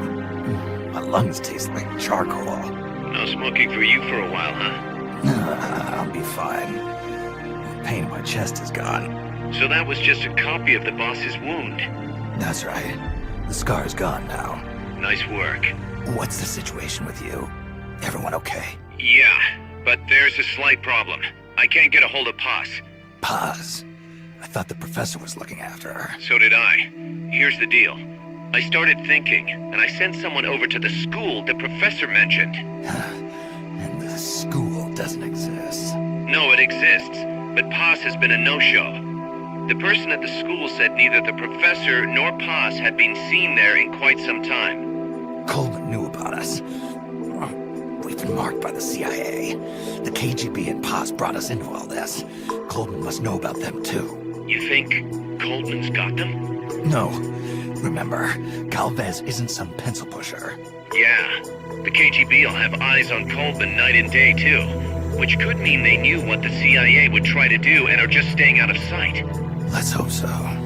See what you can get out of the KGB, Kaz. Alright, back to work. I better get moving. Snake, we haven't detected any signs that Peace Walker's been activated, at least from above ground. It's still in the hangar you were in earlier.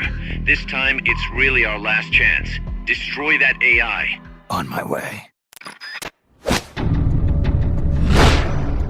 It's too late, Big Boss. Snake! Paz. At last I found her. The culprit who led you here to begin with. Should have taken care of her back at the supply facility. Snake, don't! The mammal pod is finished. Peace Walker's activation sequence is complete. Finished? With the boss, you were loyal to the end. I'll grant you that. But your silence was exactly the answer I needed. 10 years ago, your mission was to kill her. And her mission was to be killed by you. She fulfilled her duty to America to the very end. Thanks to you, Snake, the final missing piece is now in place. And thus, the boss is restored to life as the mammal pod. I thank you. Restored to life? You're crazy! I'll let you in on a little secret, Big Boss. You see, I've already selected Peace Walker's initial target. An offshore area in the Caribbean. The trade winds will scatter the fallout all over the surrounding region. Crops and fish will die, leaving plenty of free hands to help us mass-produce Peace Walker. Oh, and wouldn't you know, someone's gone and built a pesky little fortress there. Now who would do that? And right in the middle of the target zone, too. Oh well, all the better to test the warhead, CEP. You bastard! I wonder who'll miss a ragtag band of pirates all the way out in the middle of the Caribbean. But first, we're going to prove to the White House that our baby can travel the Caribbean coast on its own. The whole world will know of Peace Walker's versatility. They'll witness the birth of a deterrent that can penetrate both communist and guerrilla-controlled territory, traverse any kind of terrain, and deliver a nuke anywhere it needs to go. Untouchable, unstoppable, the perfect deterrent. The Cold War's days are numbered. Deterrence isn't only about America and Russia now. You know what? You're absolutely right. While we've been wringing our hands, China, France, even India have surpassed us. There's a free-for-all nuclear arms race brewing just below the surface. The nuclear threat will only spread, which is exactly why we must deter it here and now. And the Peace Walker Project is the key. The advent of Peace Walker will bring calm to this restless world. Don't you see, Snake? We need nukes, controlled nukes, to have peace. Lies! Peace Walker will restore order. Order in the form of a new Cold War. But if the world is to understand the genius of our plan, we must launch! Snake! Stop them, Snake! Don't let him get away!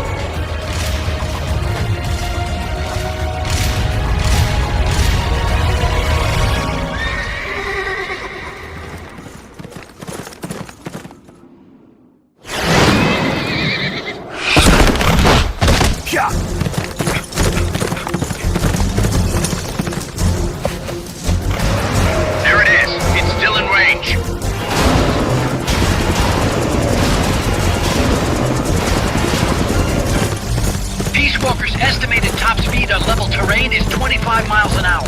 Come on, I bet you can do at least 30. Paz is on board the Hind too. I noticed that. She's our client. We have to protect her. Snake, don't let Peace Walker get away! The day is dawning. Go! Yeah! Yeah!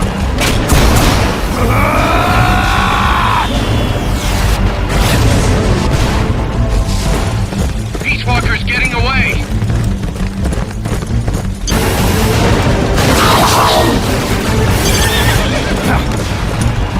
Yeah!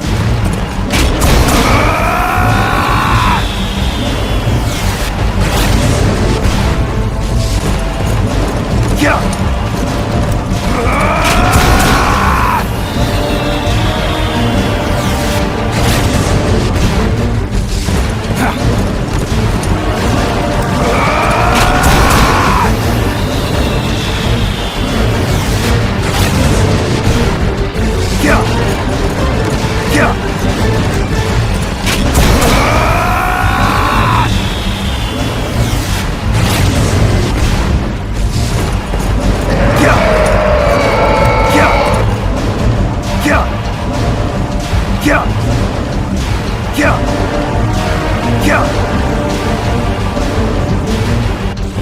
Approaching the border. See you around, big boss. Holy! Look at that! Snake! That's the border up ahead!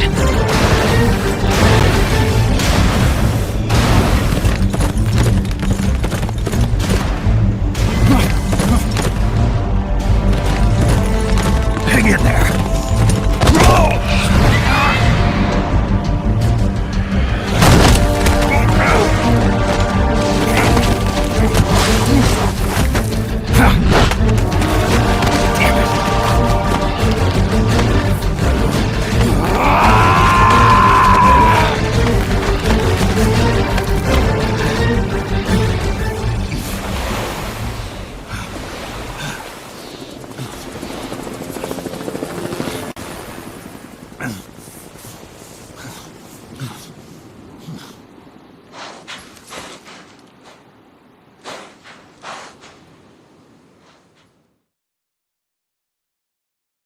Snake. Kaz, Peace Walker's gone. They've got Paz, too. Yeah, but... Why, Kaz? What would Coleman want with Paz? Paz was with the professor, i.e. the KGB. Once Coleman discovered that, he figured out what was really going on between Paz and Galvez. He's trying to figure out how the KGB planned to stop Peace Walker, and he thinks he can get the info from Paz. That's crazy. Paz won't know anything. Oh, he probably doesn't buy that. You think Galvez has already been killed? By grabbing Paz, Coleman's saying... Stay out of this, or lose your client. Damn it! I can't believe we didn't realize what was going on before we lost contact with Paz. Don't have time for that, Kaz. Snake. Paz needs our help. Right. This isn't about money anymore. You better move. We know where they're headed. Yeah. You can thank Amanda. Snake, that river you chased the Basilisco across is the Rio San Juan. The other side is our country. I had some Nicaraguan compas track it there. They're focus from the GPP faction, so we don't work together so much. Where'd it go? West, along the border, towards Lago Cocibolca. There's a U.S. military supply base on the southeastern shore of the lake. Ever since that earthquake 2 years ago, America's had the entire region to itself.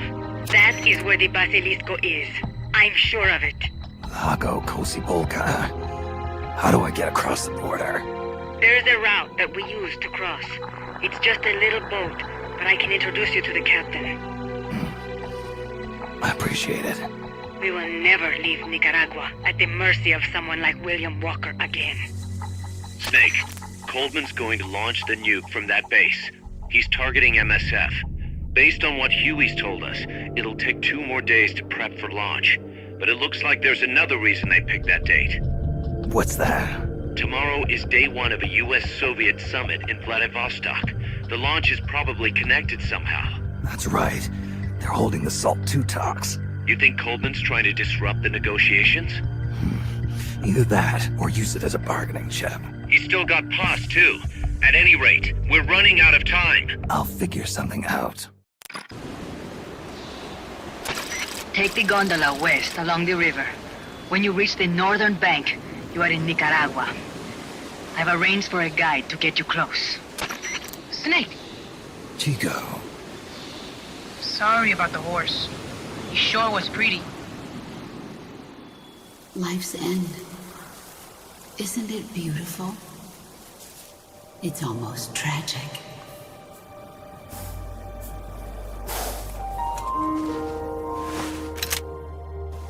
I've been waiting, Snake, for a long time. Boss. There is nothing more for me to give you. All that's left for you to take is my life, by your own hand. One must die, and one must live. No victory, no defeat. The survivor will carry on the fight. The one who survives will inherit the title of boss. Kill me. Kill me now. There's only room for one boss. And one snake.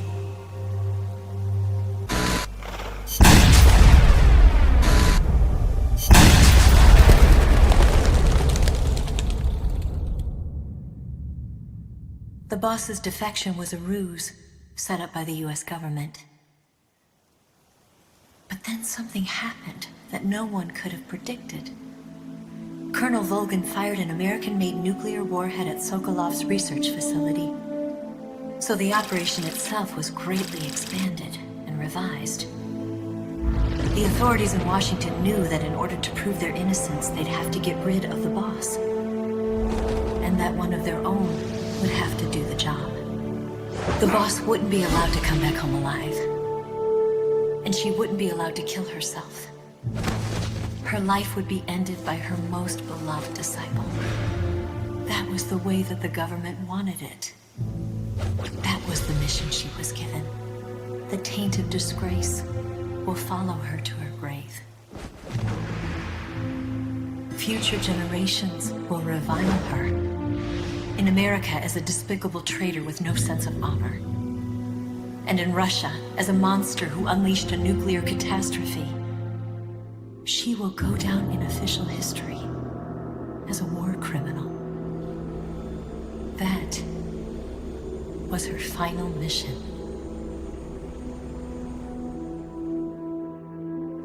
Snake, history will never know what she did. No one will ever learn the truth. Her story, her debriefing, will endure only in your heart. Everything she did for her country. She sacrificed her life and her honor for her native land. She was a real hero. She was a true patriot.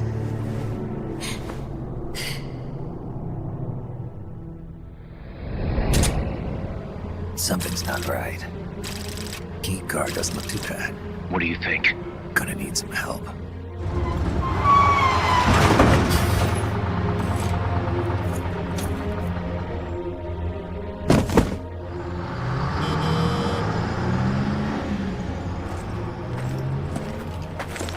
This is Snake. Can you hear me? This is Miller. Loud and clear. Got in without a hitch. Good. There's an airfield on the other side of the building, on the northwestern shore of the lake. That's where they'll conduct the launch. There's a communications tower in front of you. I'm betting they'll control Peace Walker from there. Cuz, they're targeting Mother Base. Don't you think you should evacuate? Nah. Everybody here believes in you, boss. Alright, fine then. I've kind of gotten attached to the place myself. What about Amanda and her people? They've been taken to safety. We can't involve them in this any further. Good. They've got their own cause to fight for. And Snake. Don't forget the bad guys have got Paz. I won't.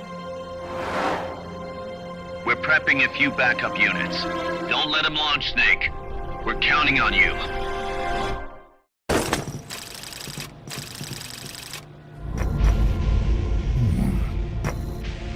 Haas, Snake, can you hear me? see, I can hear you. Where are you? I am not sure. I don't recognize it. What about Coldman? He just left for the control tower. Said something about entering the final data. What is the matter? They found me. Snake! Kaz. Snake, you okay? All MSFs ready to move out. They're headed your way on the double. Are you serious? There's a skeleton crew manning the base.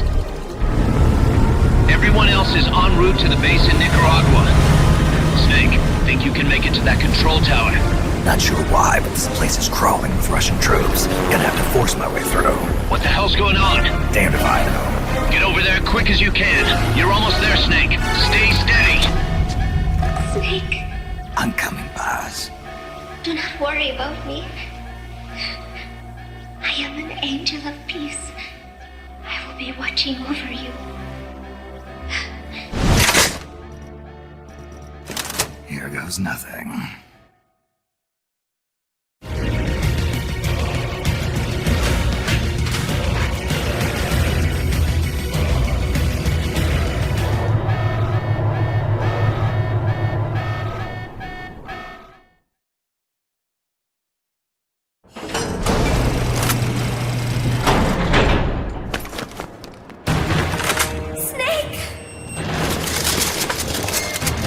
Big Boss, you made it. Too late, though. The false data's already in place. False data? That's right. Peace Walker is designed for deterrence, nothing more. She is incapable of initiating a nuclear attack on her own. She will only awaken and attack when it's time to retaliate. Peace Walker is a weapon of peace, after all. First, we'll enter data for an imaginary Soviet nuclear strike on the U.S. homeland.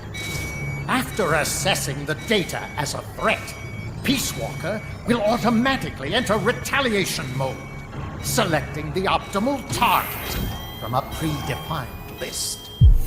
For this scenario, we have reverse engineered the false data so that she'll inevitably end up choosing the Caribbean Sea as her target.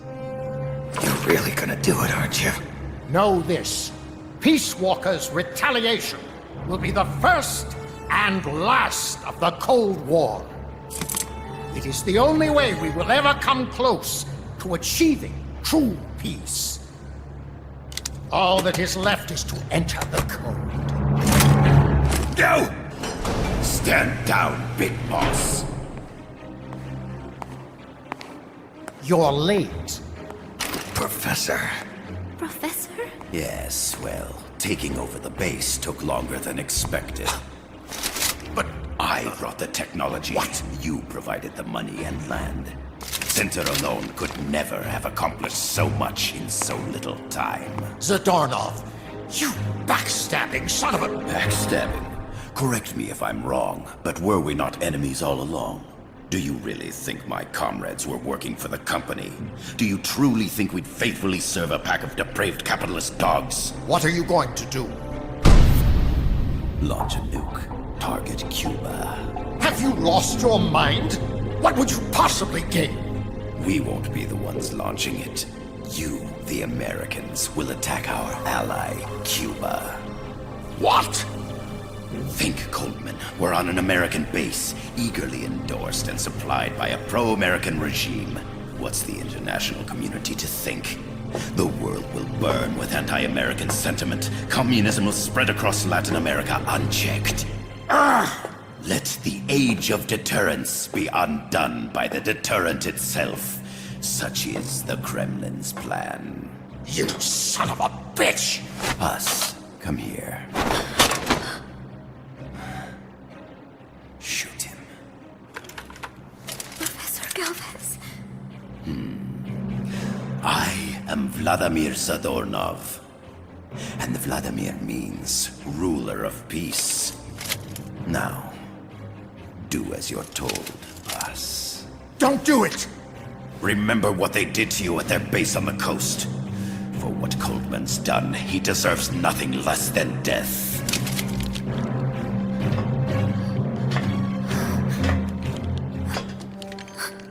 Boss, I'm sorry.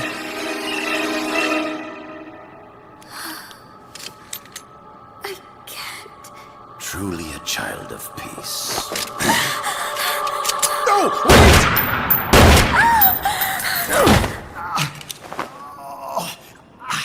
Only fitting that retribution be delivered by a dead hand.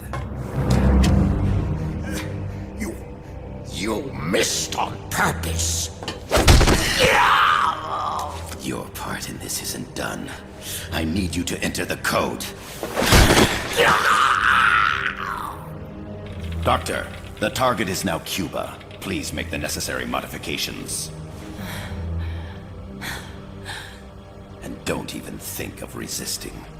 I'll crush you, but only after I crush your beloved first. No. Not that!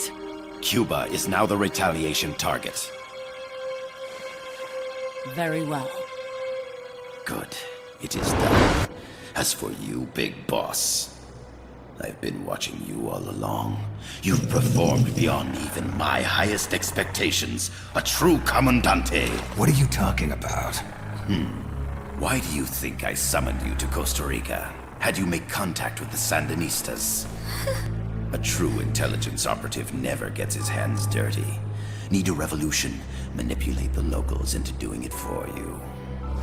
You mean Amanda and the Sandinistas? You've done well. You took a ragtag band of guerrillas, children, and shaped them into a full-fledged, formidable army. And now, you'll truly become our century's most complete human being. Che Guevara? None other. A hero who, gunned down by the CIA, becomes a legendary icon. The Sandinistas will rise up in revenge, overthrowing the pro-American regime and wresting Nicaragua from U.S. hands. And the nuclear strike on Cuba naturally will be the last straw. Mammal pod data entry is complete. Dead at age 39, just like El Che. Ironic, isn't it? In the end, a legend is merely fiction. You'll die as the boss did, and become as did she, an eternal fraud.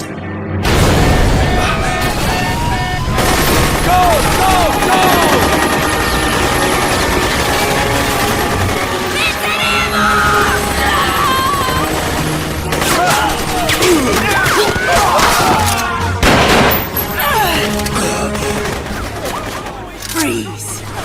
You dare point your gun at a comrade? We will not be pawns of the KGB. We will win our own victory! Hasta la victoria siempre! Amanda! We're home! Look! We're back in Nica!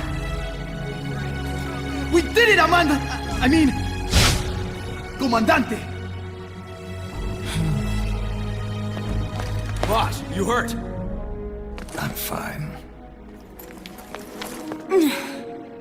Big boss. Big boss! Big boss! Big boss! Big Big boss! boss! Big boss! Big boss! Big boss! Big boss! Big boss! Big boss! You're a regular Joan of Arc. Nonsense. You're the hero here. You saved my life. You're the heroes here. I never figured you for a softie, Snake. Thanks. It's good to see you.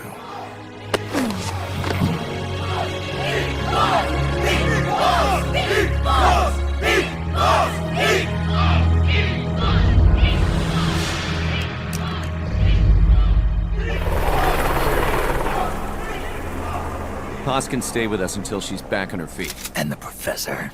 We'll find him a nice, comfy cell. Coldman's lost a lot of blood. He may not make it. Where's Amanda? Back with her compas. She'll catch up later. How about you, Snake? I'm not done yet.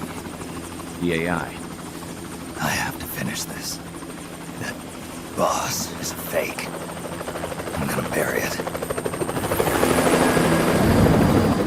We'll save the champagne until you get back. May as well celebrate peace while it lasts.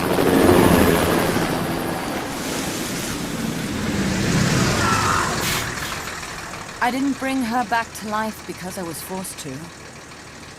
I wanted to know how she really felt. How it really ended. The boss is dead. No, she's alive.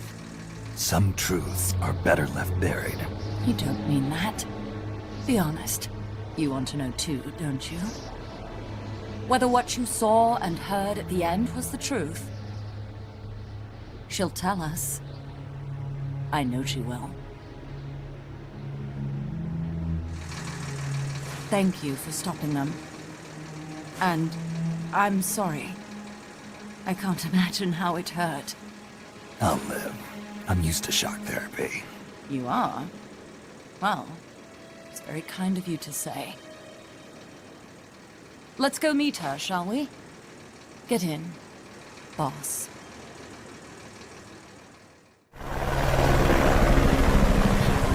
Don't pick up a gun unless you know how to use it. Aiming a weapon alone doesn't make it a deterrent.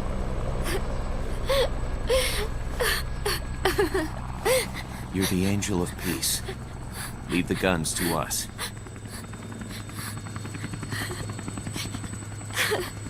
That was our agreement, remember? The army's leaving Costa Rica now. The mission is complete. Paz? Thank you.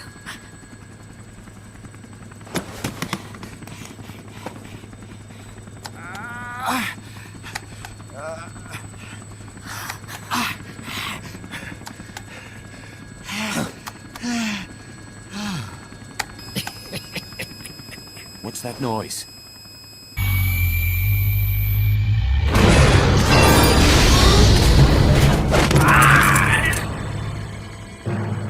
What'd he do? I should have killed you when I had the chance. Norred's nightmare is about to begin. What? Peace Walker determines retaliation targets based on enemy nuclear strike data. That data can be sent to third parties as well. We got big problems, Snake. Coleman's activated the nuclear launch switch. What? And the target's Cuba? Yeah, but that's not it. The son of a bitch has screwed us all over. When Peace Walker was activated, it started transmitting the false data set to NORAD. It's using a spread spectrum MLF signal. It can't be blacked out, even by EMP. There's no way to tell the difference between false data and the real thing on a radar screen. NORAD will have no idea it's all a ruse generated by Peace Walker. They'll think it's a real Soviet attack. They'll pass on the data to the National Military Command Center. And Washington will have to choose whether or not to retaliate. This could get ugly. Unless we stop it, we're looking at a retaliatory chain reaction. No. No need to panic. The nightmare will end soon enough. What do you mean? Coldman's aim is for the bureaucrats in Washington to see the importance of a machine like Peace Walker. He's trying to prove that humans don't possess the will to launch nukes. Everything will be fine. They'll never retaliate. They're only human. Kaz, where's the president? Last I heard, he was in the middle of SALT II negotiations in Vladivostok. With the president gone, Nuclear Launch Authority passes to the next person in the chain of succession. The vice president's gone too. So after him comes the speaker. President. Vice president. Not one among them has the courage to push the button. No one willing to enter history as the great destroyer. In the end, it's not their lives that people value most. It's their reputations. The bureaucrats in Washington may not be able to retaliate. Peace Walker, on the other hand, she's loyal to the mission above all. And she's well aware that guaranteed retaliation is essential for nuclear deterrence to work. Peace Walker is the perfect deterrent. Cuba would not have been my choice of target. But you can't make peace without breaking a few eggs. Now that Peace Walker has the false data, retaliation is inevitable. Are you insane? You think it'll end there? You're about to unleash all-out nuclear war! Somebody find out what's going on at NORAD. Mammal's got a connection to NORAD. We could monitor it with the right equipment. I've got you covered. I've got NORAD on the line.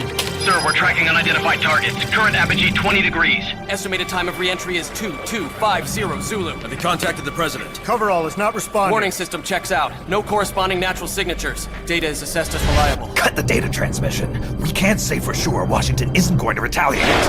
The only one who knows the abort code is me. I die. No one can turn it off. Even if they do strike back, I'll already be dead. I can only pray that my theory, my peace, is proven right.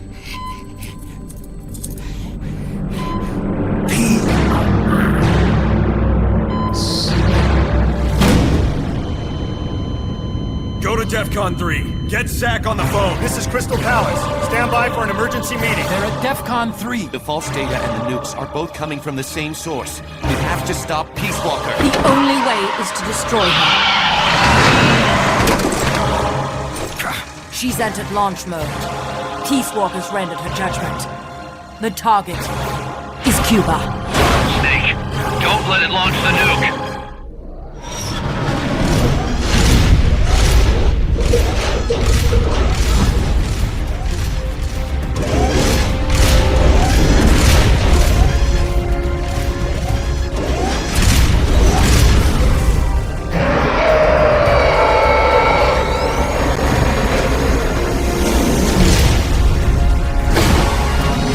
It's calculating ballistic trajectory.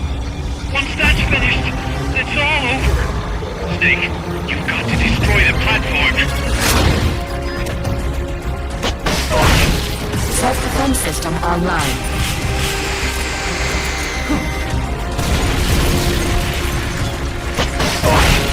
Firing order. Switching to self-defense mode.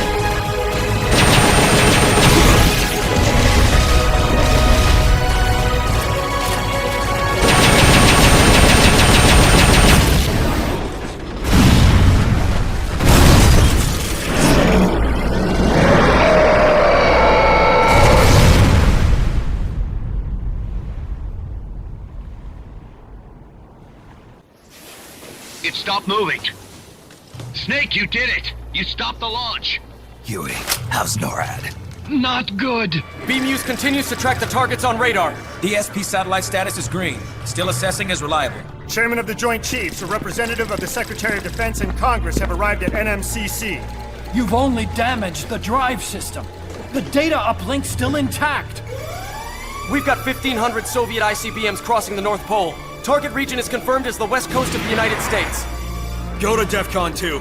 Prepare to launch ICBMs. How do I make it stop? Peace Walker is a fully autonomous system. Unlike the other machines you fought, its command authorities are all located inside its cerebrum, the mammal pod. We've got to stop the mammal pod. I don't have the abort code either. Coldman was the only one. Snake, destroy the AI inside the mammal pod. The inner barrier protecting the mammal pod is designed to be as strong as a bomb shelter. What's it gonna take to get through? I guess an atomic bomb would do it. You trying to be funny? No! I'm telling you, that armor was designed to withstand a nuclear war. We can't get through to the president. The decision is on us. You can't be serious. There's no way I'm gonna wipe out the human race! This is the president's call. There's no time for that. We need a decision now. Huey, call NORAD. We have to tell them the nukes aren't real. I'll give it a shot. Forget the order of succession. If we're all going to hell, let's take those bastards with us. We have 12 minutes to impact, sir. May God have mercy on our souls. Jesus. Coleman guessed wrong. They're gonna go through with it! The platform sustained a lot of external damage. All we need is some pressure. Pressure? Sink it in the lake. With that much water pressure, even the tiniest crack should be enough to flood the innards. The AI pod is a mass of highly sensitive electronics. Short the contacts and the signal will stop. How much does that thing weigh? 500 tons. It's hopeless. We can't move that thing. Get NORAD on the phone. Incoming MIRV warheads have separated. Estimated time to impact now, 11 minutes. Sir, we've got a call. The president? No, sir. Then who? He, Spit it out! He claims to be Big Boss. Big Boss? Patch him through. Mr. Chairman, I'll get straight to the point. Cancel the retaliatory strike now. What? The radar blips you're seeing are all fakes. No one's launched any nukes. How do you know? The launch data is fake, part of an experiment that leaked. You weren't supposed to receive it. Your radar is showing missiles that don't exist. If you're lying, then we've got 10 minutes till we're toast. We have to retaliate or more Americans die. The experiment was planned and executed by the CIA station chief in Central America. Then put him on! He's dead. I can give you his name, though. We need more than the authentication code you gave the switchboard. We need proof you're actually Big Boss. Do you have any? All right. If you know the name Big Boss, then maybe you were there at the ceremony when I received the title from President Johnson. Indeed I was. We don't have time for this bullshit! Hold it! Let's hear him out. You were saying? At the ceremony, the DCI tried to shake my hand. I refused. What happened in that room is classified, top secret. Only a handful of people would know. He's making it up! Don't listen to him! Wait! Why did you refuse to shake his hand? Because I knew where my loyalty belonged. Everybody, listen to me. Those Soviet missiles are fakes. What? You're actually going to believe him? He's right. This is some sort of commie trick. No, it's the real Big Boss. Trust me. How can you know for sure? Because I was the Army Chief of Staff back then, and I was standing right next to the DCI when it happened. I saw everything.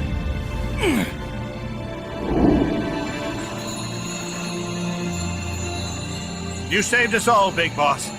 We'll stand down the alert. Thank you. When we meet again, I hope you'll shake my hand. What are you doing? Sorry, Chairman, but we are not standing down. Damn it! Those worthless sacks of... Wait. Jack. Jack. Oh, it's opening. She's calling to you. Destroy the mammal pod and the data will stop flowing. Please, stop her. I've been waiting, Snake, for a long time. Waiting for your birth, your growth, and the finality of today. Boss. Like us. I didn't raise you and shape you into the man you are today, just so we could face each other in battle. A soldier's skills aren't meant to bolster our friends. The world must be made whole again. The philosophers must be reunited. I will devote my skills to that purpose, and with the Colonel's money, I will achieve that end. Just as I once created the Complet. They are my family. I may no longer be able to bear children, but I still have a family. I may no longer be able to bear children, but I still have is equal to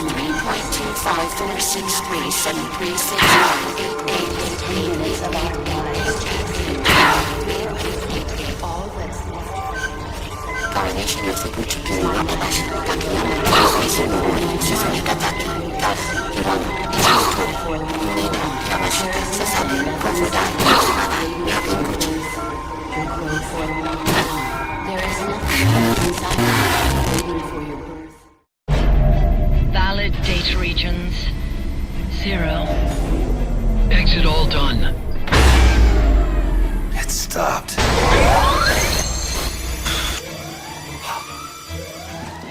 The data uplink's bypassing the mammal pod.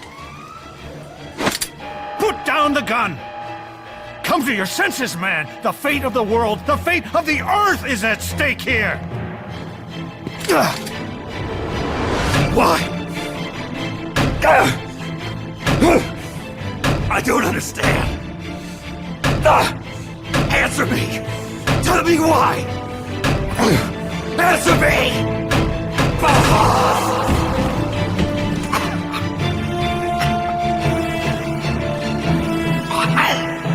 6 minutes remaining. Wait. Authority rests with me now. I'm ordering a retaliation! No, don't! It's the end of us all! Who gives a damn? I'm not gonna sit here and die like a dog! If the Russians are gonna kill my family, destroy my country, I'm taking them with me! You see now, Chairman.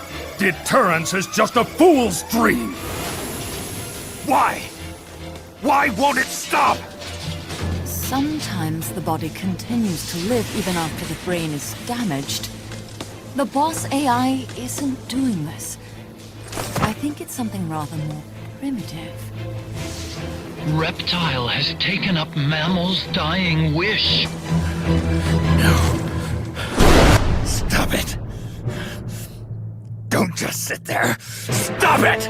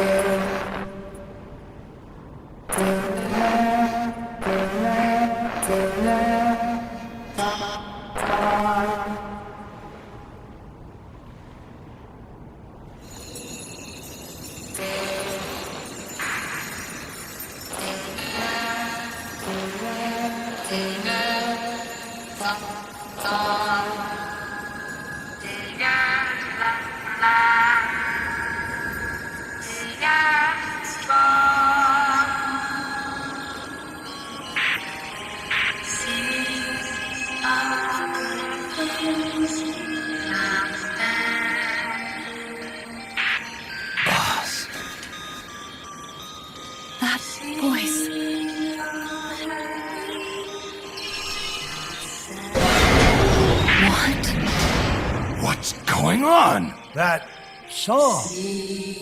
Boss, is that you? How in the...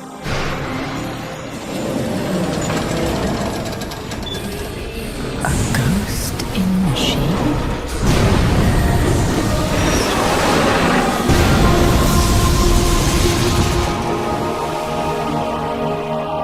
She's drowning herself to stop the transmission. Look!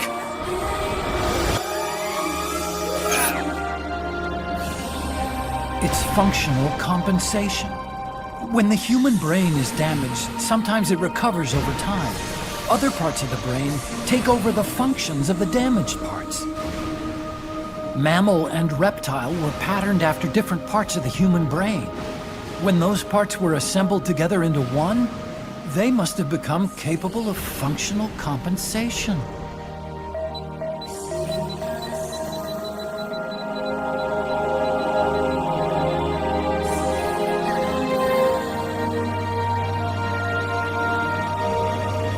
Her memories remained with her. Is this her answer? The song. It's clearly not thinking rationally. It's not using its head. It's using its heart. This is the fate she chose for herself.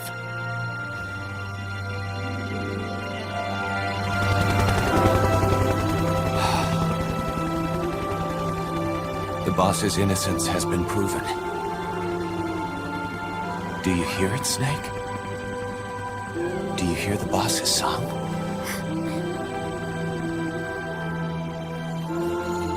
You saw it, didn't you? When you went to space, that there's beauty outside of battle.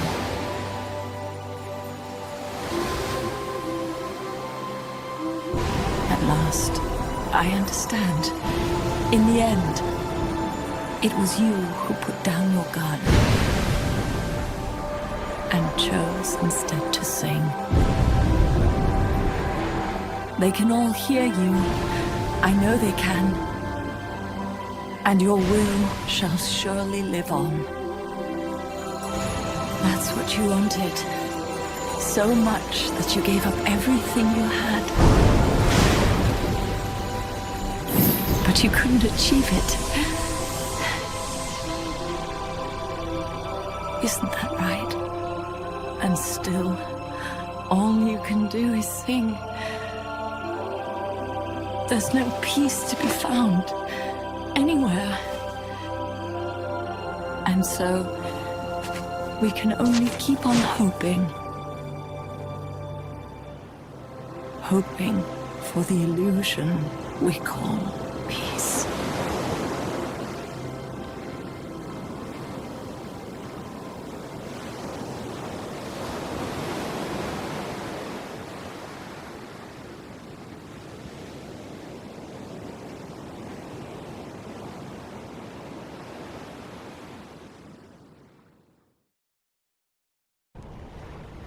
Snake, you still here?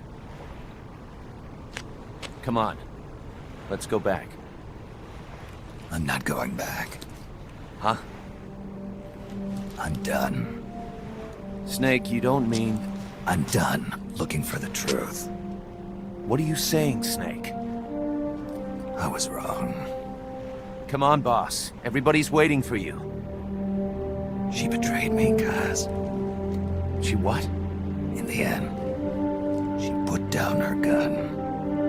And when she did, she rejected her entire life up to that point, including me. What do you mean? In giving up her life, she abandoned everything she was as a soldier. And you consider that betrayal? I won't make the same choice as her. My future is going to be different. Then... Yeah, that's right. From now on, call me Big Boss. Got a sec, Snake? What's up? It's about Paz.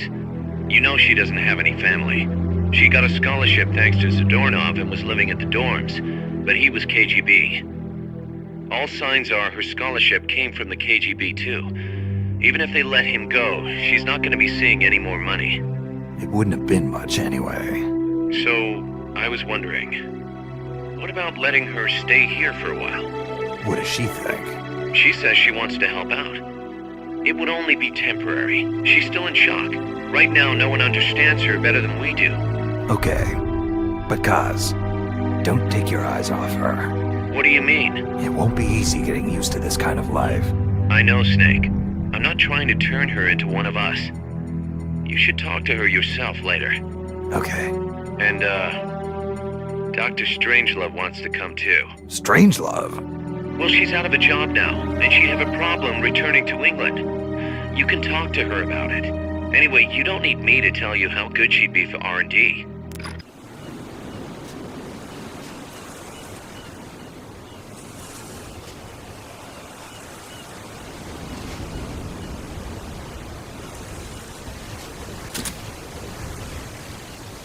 Room for one more?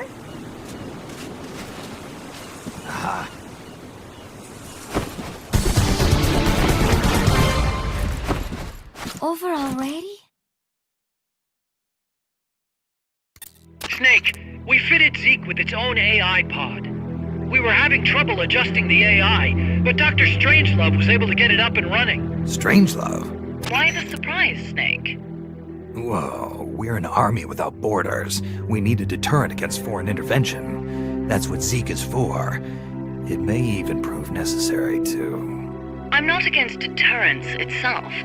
The problem is when a nation comes to rely on it. All that does is force a burden on its people. The same people that constitute the nation itself. The existence of nations is detrimental to man. That's why I, one without a nation, see potential in MSF. But power is required for you to distance yourself from nations. I will do whatever I can to assist with that. Glad to hear it. And I merely lent Huey a helping hand. I will not give Zeke an AI like hers. I wouldn't expect you to. Package for you, boss. What? Yeah, looks like a cassette tape. Don't worry, it's clean. No trace of explosives or anything. Return address just says Eva. Eva? Someone you know? An old acquaintance. Oh, the plot thickens. Tidings from an old flame? Don't start, Kaz. Anyway, I'll check it out later. Okay, just don't go running off after this chick. We can't afford for you to be distracted right now. Hello, Snake. It's been a while, hasn't it? I hear you've been causing quite the ruckus in Nicaragua. Nothing much to report from my end. The legacy's being put to good use. Or so they tell me. But enough with the small talk. There's something I need to tell you. You saw the photo that came with this tape, right? The boss gave that to me 10 years ago. I'm sorry, I should have told you sooner. I probably should have told you right away. But sending it to you hasn't been an easy decision to make. It's taken me 10 years. Once you've heard what I have to say, you'll understand why. That photo belonged to her. I know what you're thinking. What does she have to do with this?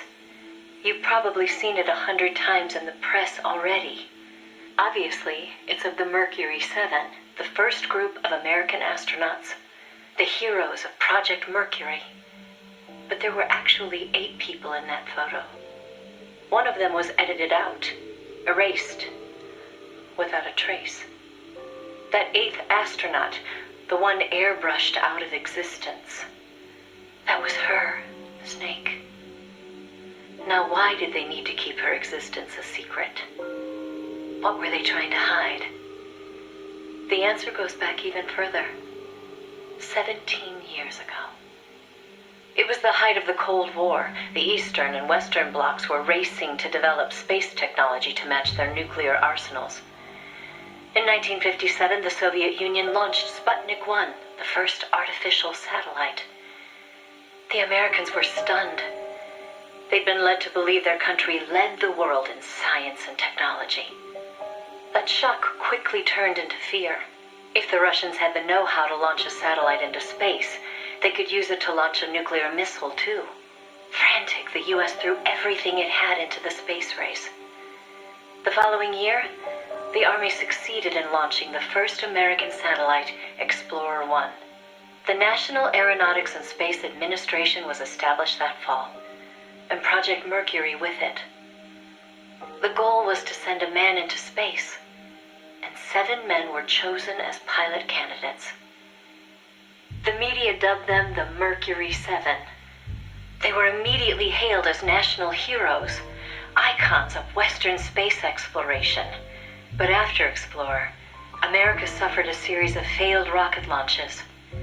Desperate, the government made a fateful decision. Unable to wait for its space program to mature, they'd steal the Soviets' technology, at the same time sabotaging their space program. You know better than anyone how hard a mission that was. The Soviet space program was shrouded in secrecy. Recovering that information would be no easy task. Using the help of an insider, they'd insert a sleeper agent into the research institute, or else recruit one of those insiders to do the job for them. And, if necessary, the mission leader would have to go in and sort things out themselves. Someone was needed with experience, knowledge, and superior intuition. And the only one for the job was the boss. The president himself asked for her by name. He needed someone who could be trusted with the fate of a nation. Who else to turn to but the hero of the Second World War? It was June 1959. So you see, Snake, that's why she left. That was the top secret mission that took her from you. But her selection ruffled a few CIA feathers. They didn't appreciate the president going over their head like that. The mission was tough enough already, and now the CIA was dragging its feet. She couldn't get anything out of them. No manpower, no information. Left to her own devices, the boss made a decision she knew would come back to haunt her. She decided to tap into the Philosophers' Network. And that's when the wheels of fate began to turn. The Philosophers were a secret society of power brokers formed in a pact between the US, Russia, and China in the early 20th century. Of course, by that time, the American and Soviet branches had already parted ways. But there were those among the remaining Russian philosophers not entirely happy with the one-party communist state. The boss reached out to them. She arranged clandestine meetings in Berlin, hoping to find a way into OKB-1, the Soviets' premier design bureau. She worked tirelessly to win their sympathy, in some instances using huge sums of cash, in others by helping them over the Berlin Wall. It was a dangerous game to be playing. The Philosophers had everything on her, and not just information either. She'd given birth to a child on the battlefield, only to have them immediately snatch it away. I know she told you that story. If that child was in the hands of the Soviet philosophers, she'd be putting more than just herself in danger. But she did what she had to do. At the time, the Soviet Union was believed to have an arsenal of missiles far greater than that of the United States. If that proved to be the case, Moscow would be free from the yoke of nuclear deterrence, raising the possibility that the Soviets might actually launch nukes if they felt it necessary. As you know, the so-called missile gap turned out to be a Soviet bluff. Moscow had gone to incredible lengths to perpetuate the lie. In fact, the whole space race was really just a part of an elaborate ruse. Only we didn't know that at the time. She used to joke that even she swallowed the whole missile gap story, hook, line, and sinker. She put her life on the line, for the sake of her country, to prevent nuclear war. And it was because of her sacrificial efforts that America succeeded in placing a sleeper agent inside OKB-1. NASA began to receive huge volumes of technical data from the Soviet program. By the end of 1959, they'd succeeded in sending a chimpanzee named Sam on a ballistic rocket flight. The rocket never left the atmosphere. But all the same, it was a huge success for NASA, restoring confidence in its technology.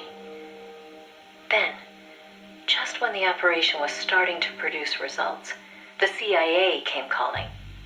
"You're a war hero," they said. "No need for you to dirty your hands with this sort of black ops. We'll take it from here." In effect, they wanted to reap the rewards for themselves. But the boss didn't object.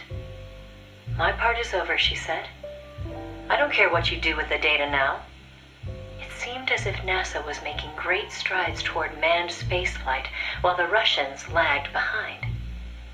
They even got a report from their mole at OKB-1. "The safe return of Sam has sent our scientists into a panic," he said. Soon afterward, the Soviet Union sent an animal of its own into space on Sputnik 2, the dog Kudryavka, better known to the world as Laika. But Laika was fated never to return to Earth. The U.S. can recover its spacecraft from the ocean upon re-entry. But the Soviet Union only borders the frozen Arctic. They had to bring their spacecraft down on land. How could they soften the impact enough to bring a living creature back safely? The agent reported that the Soviets hadn't yet found a solution to that problem. The plot to sabotage the Soviet space program seemed to be working, too. First, they tampered with Sputnik 4's re-entry. Then, 2 months later, one of their rockets exploded on the launch pad. They did manage to send 2 dogs into orbit aboard Sputnik 5 and return them safely to Earth. But the agent dismissed it as a fluke. Dogs, sure, but humans? They didn't have the technology. Everybody believed it. Everybody was complacent. Everybody. Except the boss. There was something about the Sputnik 5 schematics they were getting that didn't seem right. Some kind of ejection device on the capsule that didn't quite belong. She couldn't figure out the reason why it was there. What was it supposed to eject? NASA shrugged off her concerns. They figured it was probably meant to eject the flight recorder in case of an accident. The boss pleaded with them to investigate, but the CIA wasn't having it. They probably thought she was trying to reclaim some of the glory for herself. The boss wouldn't give up. She decided to head to the Soviet Union herself, alone, without any backing from the CIA. By the beginning of the next year, 1961, she'd succeeded in infiltrating OKB-1. That's when she saw the truth, for the first time. The sleeper that she'd worked so hard to place was a double agent. He'd been turned by the Soviets and was feeding the Americans lies. But what shocked the boss even more was why. The CIA's access agent had been taking a large cut of the sleeper's pay. The sleeper felt what little he was left with wasn't worth the risk. When he got a better offer from Moscow, he took it. At some point, the Americans' intelligence operation had become an open book to the Soviets. And contrary to what the sleeper had been reporting, the Soviets' manned spaceflight technology was quite advanced. It wasn't until she infiltrated OKB-1 herself that the boss learned the truth about Sputnik 5. After the spacecraft re-entered the atmosphere, it ejected the pilot, seat and all, at an altitude of 7,000 meters. It was the Soviet solution to the problem of land recovery. The mystery device attached to Sputnik 5 was for that purpose. The pilot would parachute down from that high altitude wearing a bulky spacesuit. Crazy, I know. The Soviets knew exactly how dangerous it was, of course. So much so that they gave Yuri Gagarin, the first man in space, a special 2-rank promotion before re-entry. Only Moscow could come up with this kind of plan. With total state control over information, they could easily pretend it never happened in the event of a failure. The boss passed the info on to NASA. It was their worst nightmare. The glory of mankind's first space flight was about to be stolen from them by the Soviet Union. It was Sputnik all over again. And the CIA was caught no less off guard. Their ineptitude had caused the fiasco in the first place. The Soviets' deception was brilliant.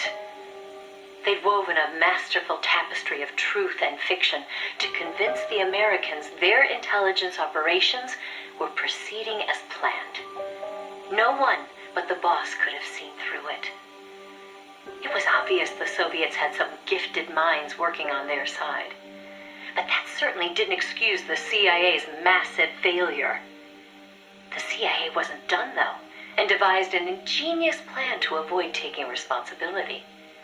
Luckily for them, a new president had been elected the previous November, John F. Kennedy. As he didn't know the case history when taking office, the CIA was able to feed lies to his new administration. They masked their own failures, placing the blame squarely on the boss's shoulders. After all, she'd selected an unreliable sleeper. They claimed she'd failed to make use of one of the most effective means of controlling a sleeper agent's actions: holding their family hostage. The boss was well aware that would have worked.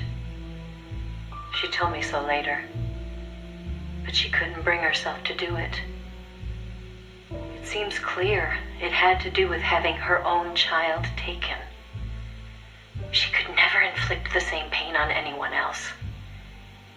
The CIA used that against her. In his election campaign, Kennedy had vowed to close the missile gap with Moscow. If America lost the space race, that promise would be worthless. The fact that the president had no links to the philosophers only made things worse. He was completely unaware of the secret networks she'd used to complete her mission. In his eyes, she was no better than a traitor. The fate that awaited her was cruel beyond belief. The order came down from above. The boss would take the official blame for the sleeper's betrayal. More so, she'd serve as the guinea pig for NASA's manned spaceflight program. By then, NASA had gotten as far as sending a chimp named Ham into space. Now came a whole battery of ground tests to pave the way for a human to take its place. High-G tests, zero-G tests, spacesuit tests, simulations in pressurized oxygen environments. Some of the tests were highly dangerous, too dangerous for the Mercury 7, who were by then already media darlings. So the boss was made to stand in for them. She could have refused the order, argued her side of the story against the CIA, but she didn't. The way she saw it, her military experience made her a potentially valuable asset to those tests. She felt it was her duty to accept. She soon proved herself right. The boss was more than just a guinea pig. She drew on her experience to give the staff focused advice exactly where it was needed. NASA's space program took off again. At the rate they were going, putting a man in space seemed within reach. The higher-ups at NASA were impressed with her talents. They took to calling her the 8th astronaut, the Mercury Lady. The photo I sent you was taken around that time. I suppose maybe they were planning to use it as propaganda, the world's first female astronaut. But then, just as things were looking up, they hit a new snag. The government told them to add a window. There were no windows in NASA's spacecraft back then. Ham never saw the stars around him. But Washington insisted. Their sources told them Soviet spaceships had windows. Space exploration as a form of propaganda in itself. After all, what was the point of sending a man into space if he couldn't tell the world what he'd seen? Most of all, though, they simply couldn't have the Russians doing something they couldn't. It was sheer madness, and everybody knew it. NASA was already facing impossible deadlines. Now they were adding yet another element of uncertainty to the mix. Installing a window would both weaken the spacecraft and make it harder to shield the occupant from cosmic rays. They weren't about to put their Mercury 7 golden boys in that kind of danger. So the boss was chosen as the pilot instead. Even if she made it up into space, she was given less than a 20% chance of returning to Earth alive. But she took it in stride, even helping them make the necessary design changes to the Mercury capsule. It was like going to work every day at NASA to make her own coffin. Then, without warning, the US received intelligence that the Soviets had moved their Vostok spacecraft to the launch site. The launch was set for the following day, April 12th, 1961. America couldn't let the Soviets beat them with Vostok. NASA was forced to cut short the testing process and move the launch date up. They pulled out all the stops to get it scheduled for the earliest hours of the next day. The spacecraft would be launched from Cape Canaveral in the dead of night. For the flight path, they chose a course that would take her as far east as possible. She'd be able to see the Earth in daylight from the window, at least for a little while. The boss climbed into the Mercury capsule, having completed less than 80% of the regular flight procedures. Both the timing and the flight path were risky, and testing was far from complete. But NASA had no other choice. The boss, for her part, never expected to come home alive. She was going on a one-way trip, the American version of Laika the dog. And yet she went all the same. Someone has to be first, she said. If fate has chosen me, then I accept, for my country, for the balance of the world. That's how she saw things. My chances may be slim, but I'll take them. I've accepted my fate. If anyone can get through this, I can. Then, on April 12th at 1:30 in the morning, the boss entered space. It was nothing short of a miracle. First, that she'd made it in an incomplete spacecraft. And second, that her flight coincided almost exactly with Gagarin's. As the sun rose over the horizon, and cosmic rays began to bombard her through the window, she saw the Earth. I think you've heard the story before. It was a world without borders, a perfect jewel. All nations, all ideologies. They seemed so far away. It almost made her laugh, knowing that they'd risked so much to beat the Soviets by a few short minutes. If she'd seen Vostok from her window, she probably would have waved. But the two spacecraft were destined for very different fates. Gagarin circled the Earth and returned to the Soviet Union, safe and sound. The Mercury capsule, on the other hand, deviated from its planned re-entry angle. The addition of a window had thrown the capsule's aerodynamics off balance. The boss's coffin veered wildly off course and began to plunge earthward. The course deviation caused the capsule to miss its splashdown point by a wide margin. It didn't have enough time to decelerate before crashing into the sea. The force of the impact shattered the spacecraft before it started to sink like a stone. The boss used the last of her strength to escape to the surface. Her body was covered in bruises and scorched by radiation. It was a miracle she was still alive. She slipped into a coma and didn't regain consciousness for 6 months. To some, what was worst of all was that she had lost the space race to Gagarin by only a few minutes. That aside, it should have been a proud day for America. Its first manned spaceflight. Sadly, her accomplishment was kept out of the history books. An attempt to save face by Washington. In contrast to Gagarin's orbital flight, America had only managed a ballistic trajectory. Her flight time was much shorter, too. And most importantly, the Soviets had brought back both spacecraft and pilot safely. NASA couldn't even conjure up a half-hearted tale of heroic survival. The coup de grace, though, was the Soviet propaganda campaign that kicked into gear after the flight. The Earth was blue. Those were the words of Gagarin on his return, and the whole world was listening. In the blink of an eye, Gagarin was an international celebrity, earning accolades from every corner. It was a PR coup for the Soviet Union. Meanwhile, Washington could only grit its teeth in silence. They decided there was no value in making the boss's flight public, that it would only make matters worse. So they buried it instead, labeling it a dark mission. NASA and the CIA did everything in their power to erase all traces of the boss from Project Mercury. The result was the photo you see before you. Not a bad job, huh? Not only did they expunge her flight from the records, they denied that she ever existed. And that wasn't the end of it.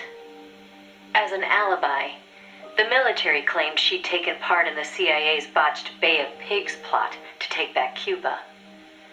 And when the boss was finally well enough to return to service, they wouldn't take her back. She was forced to go underground. In the public eye, the boss was still a hero of World War II. In reality, though, she was anything but that. She was a non-person, fit only for the blackest of black ops. In effect, she may as well have been dead. Gagarin went on a worldwide tour in front of millions of adoring fans. The boss, meanwhile, was a walking secret, unable to breathe a word about her experience.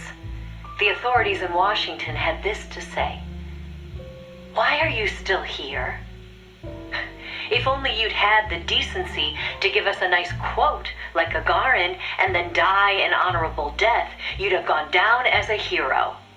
3 weeks later, on May 5th, Alan Shepard, one of the Mercury 7, made his own ballistic flight. They sure didn't try to cover up his achievement. Of course, he owed his success to the lessons learned from the boss's tragedy. Before sending Gagarin up into space, the Soviets had used a mannequin called Ivan Ivanovich to test the landing procedure, which would make the boss America's version of a crash test dummy. But she didn't care. "I'm happy to be the dummy," she said, "if it'll help the project succeed. Nothing would give me greater satisfaction." And that still wasn't the end of it. The boss had worked through the anti-Moscow faction of the Soviet Union's philosophers to place the sleeper agent, and at some point, the Soviets found out about it. Yet the Americans remained oblivious to the end. Even the philosopher network the boss plugged into never tipped them off to the double cross. That could only mean one of two things. Either the pro-Moscow philosophers had intervened, or the anti-Moscow philosophers had been turned. Either way, it was a situation their American counterparts couldn't stand. To preserve the philosopher's good name, and to repay her debt, so to speak, the boss once again made her way into the Soviet Union. There, she found herself face to face with the Soviets' own agent. And who should she find awaiting her return to Russia? The one who'd turned her sleeper against her, who'd fed them lies all this time. It was her former comrade in arms, the father of her child, the man known as the Sorrow. He didn't know it was the boss who'd sent the sleeper. Or to be more precise, the Soviet philosophers never told him. Former lovers, forced to fight to the death. One would live and one would die, she told me. That was the revenge the Soviet philosophers had in store for me. If both of them survived, their child would suffer in their place. They were left with no other option. The boss shot him. He offered no resistance. When she returned from the Soviet Union, there was no place left for her to go. She'd sacrificed everything. Everything. For her country. And in return, they treated her like a dead woman. She was made a scapegoat for no good reason. Only because power had changed hands in Washington. Any lesser being would have long since cracked. It was then that one of her old SAS comrades reached out to her. Major Zero. And so Fox was born. She undertook a mission that, well, you should know better than anybody. You were a part of it. 20 days after Shepard's flight, President Kennedy announced that America would put a man on the moon. Without the intelligence the boss obtained, America's space program would never have caught up. Armstrong and Aldrin might never have walked on the moon, but the Americans' gain had cost the boss her health, her honor, and the man she loved. The word tragedy doesn't even begin to describe what she endured. The Soviets continued their manned space flights, and in 1963, Valentina Tereshkova became the so-called first woman in space. It's said they took their cue from NASA's long-buried Mercury Lady project. And so that, Snake, is the mission that kept her away from you for so long. Now, I know what you're thinking. Why not use me as her agent? She knew I'd never even think of betraying her. I think it's because she didn't want to drag you into it. She probably knew what was going to happen. To complete the mission, she'd have to turn to the philosophers, and once she did that, whatever came of it, there'd be a price to pay. No one understood that better than her. So please, Snake, let it go. When she gave me the photo, she left me to decide whether or not to pass it along to you. I know she was torn about it, just as I was. She knew you'd probably blame yourself. Why did she hold on to it for so long? That, I can't say. To remind her of how much it hurt to be erased. She wasn't that kind of person. No. I think she meant it to be a message to you. She had her identity, her life, taken away. But she wanted you, of all people, to know the truth. Snake, you've probably already figured this out, but it's no accident that I'm only now sending you something I've withheld for so long. A little bird tells me you recently made a big decision. You and the boss are different people. I understand that. And I'm not trying to second guess you. I simply wanted you to know what she saw, how she felt. That's all. Keep it with you, Snake. Keep it deep inside. Don't ever forget the path she took. Because you and I are the only people on this earth who know the truth. Boss, I'm sorry, but I can't. Snake, Zadornov has escaped custody. Find him. Big Boss!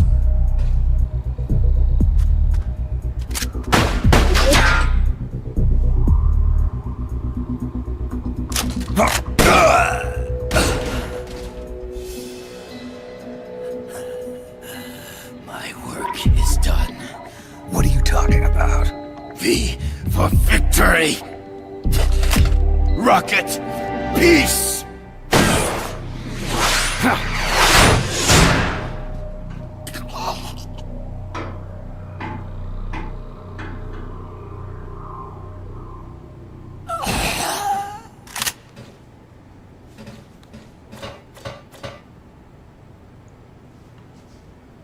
Paz. I found Zadornov. I had to kill him. Huh. So much for our fugitive. Something's not right here. I'm thinking he had a friend. Someone inside MSF. Huh? What's going on? It's Zeke. It's moving. What? There's somebody inside. I can see them. Snake, get up here. Pronto!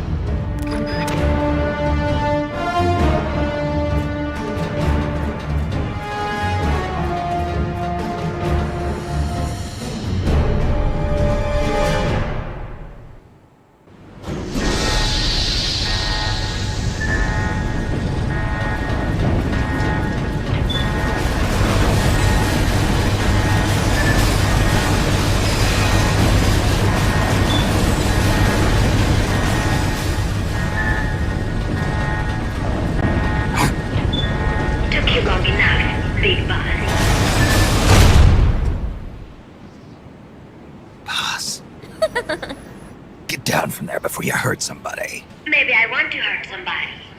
What's going on? She's not herself. Oh, I am myself, all right. My true self.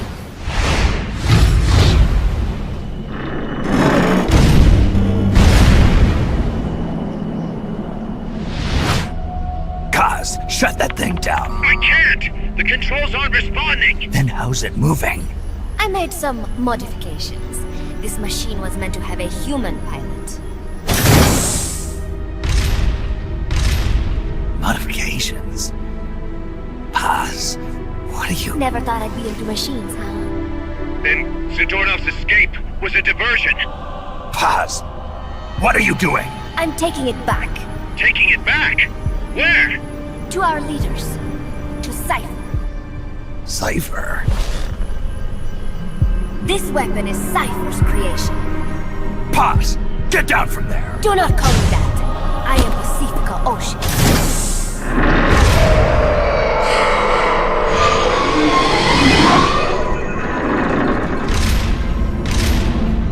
My name, my age, my mission. Cypher gave them all to me. My entire life has but one purpose. To carry out Cypher's plan. The nasty tobacco, the angel of peace crap, the whole thing with a dream routine. I am through with all of it. Paz, you can't. I told him not to call me that. It makes me want to puke. Everything has gone exactly as planned. Now the real Peace Walker project is finally about to reach its goal. The real project? Once upon a time, there were two young men who idolized a hero called the Boss. One day, they suddenly lost the point of origin. This Cypher, that was like a mother to them. Unable to come to terms with their sorrow, they each decided to carry on the will of their hero. But they could not agree on what that meant. In the end, they became bitter enemies, and the zero from which they both started was split into two. And you have been on the wrong path ever since. There is no happily ever after waiting for you in the end, unless you obey the will of Cypher. Where does an army without borders call home? A state without borders, of course. A world without borders. A world without borders. The Cold War order is about to collapse. The age of electronic intelligence is about to begin. The NSA, CSS, NRO, DIA, etc., etc. The intelligence community that has long bickered amongst itself will be united in a world governed by electrons. Cypher will gather all information, watching over the world and guiding the will of its people, all while they remain blissfully unaware. There will be no one to oppose them. For the first time, the world will be ruled by a single will. Until the new order is in place, you and your army will be the force that protects it. You will be Cypher's deterrent, pulling the wool over the eyes of the old order with your charisma and military prowess. Accept our offer, and we will allow you to retain control of MSF and Zeke. That's an offer. The boss threw down her gun, and with it, her life's calling. You, her disciple, have never been able to do that. You are too afraid to let go. I was made to fight. I am a gun. Is that so? Then what do you call this? Is it a gun too? You are a lousy liar. Admit it. This thing is a monstrosity. A product of your own fear. But not Cypher. Cypher thought of something different. Cypher's going to control guns. Control guns? That is right. Not deter. Control. It is the ultimate approach to the illusion of peace. Control power. You're gonna be disappointed. Then we are done. Thank you for playing. Better luck next time. The offer is rescinded. And now the ultimatum. Zeke is already in nuclear strike mode. What? I'm taking the weapon you built and using it to launch a nuclear strike on the east coast of the United States. You're insane. What are you after? But wait, here is your consolation prize. We are about to show the world just how dangerous a gang of outlaws, an army without borders, can be. You and your men will become pariahs, and you will be wiped off the face of the earth. Rather than heroes, you will be seen as a well-armed extremist cult prone to indiscriminate outbursts of nuclear aggression. You will give rise to a new world order, an age of deterrence defined by its fear of extremist cult influence. Do you like the picture I am painting, Big Boss? When all is said and done, peace is nothing but a fantasy. A game is a game. You either win or you lose. All you can do is fight. Stop me if you can. The peace sign is the V of victory. Say, peace.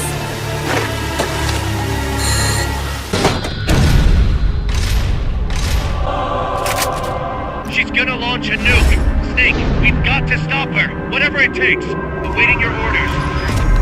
Stop me if you can.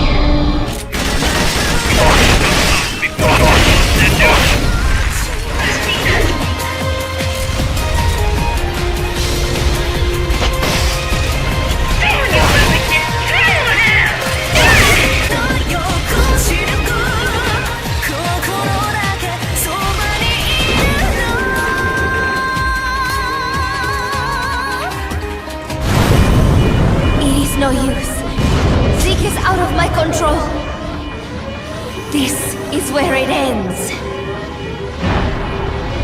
Listen to me, Big Boss. As long as your army is needed, the world will never know true peace.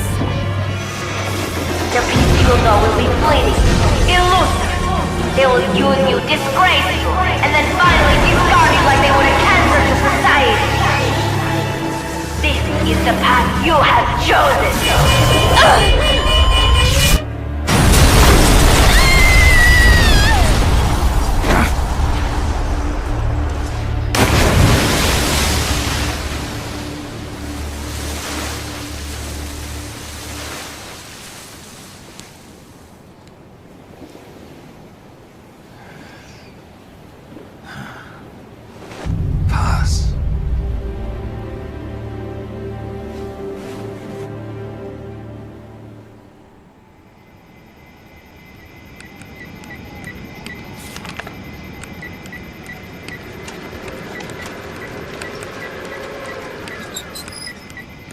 How's it going?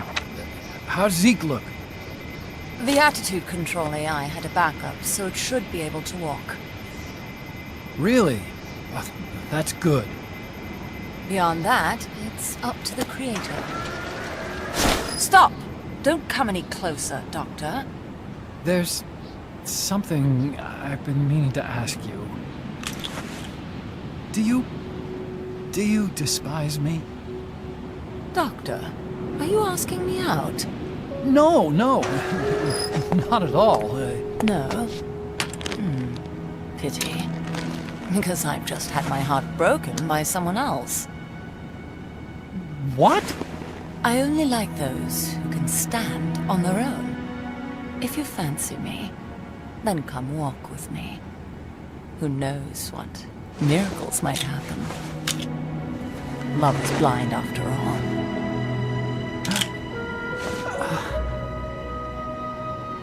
Take your time. I'll be waiting.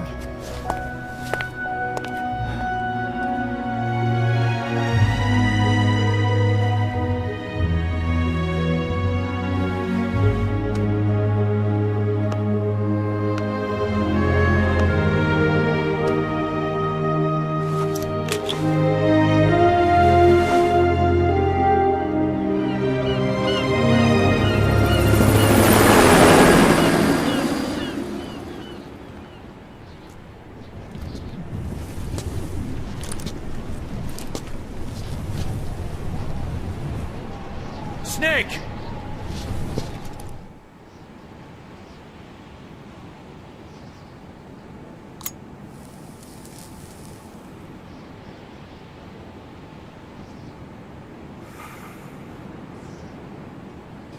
That name Paz mentioned at the end, cipher, it's a code. It means empty. It also means... 0. A world of electronic intelligence, built on codes. And at the center of it all, a 0. Cuz. Look, boss. I owe you an apology. Hear me out, okay? Sure. I knew Paz and the professor. I knew who they really were all along. Cuz. I used them.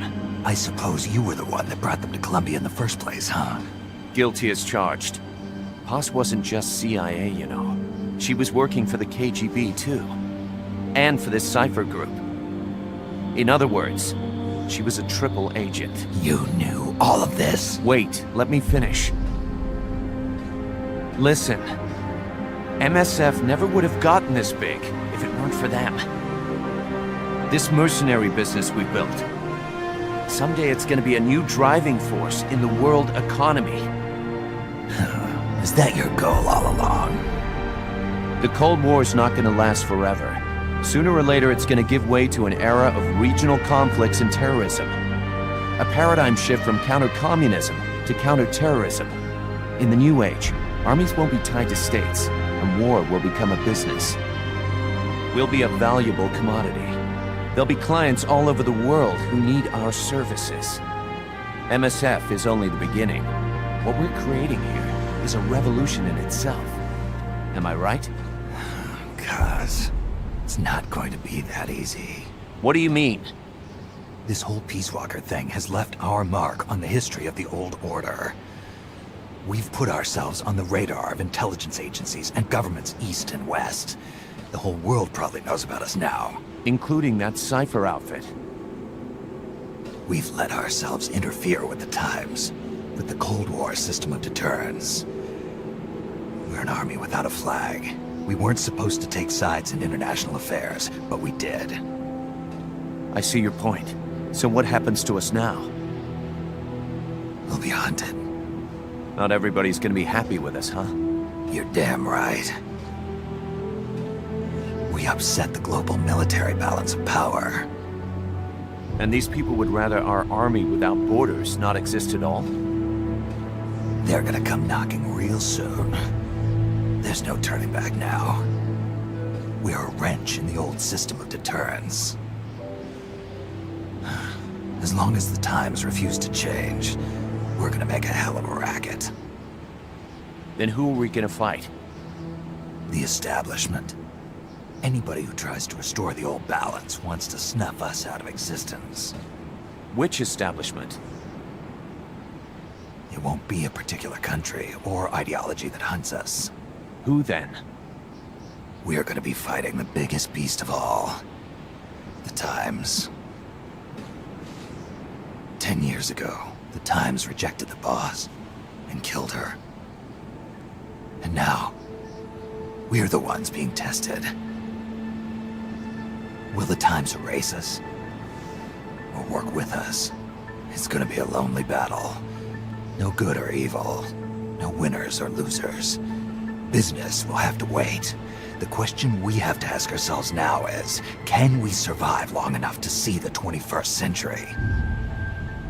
I'm with you, boss. We'll see how it turns out, together.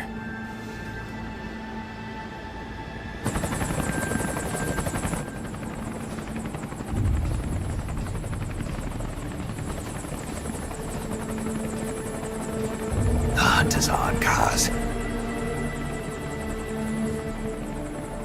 And the whole world's on our tail. Assemble the men.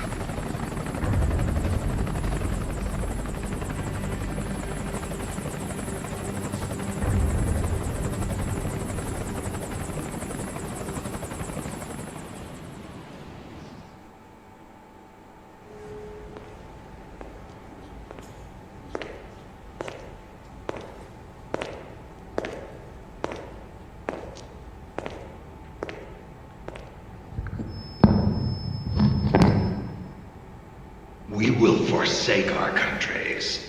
We will leave our motherlands behind us and become one with this earth. We have no nation, no philosophy, no ideology.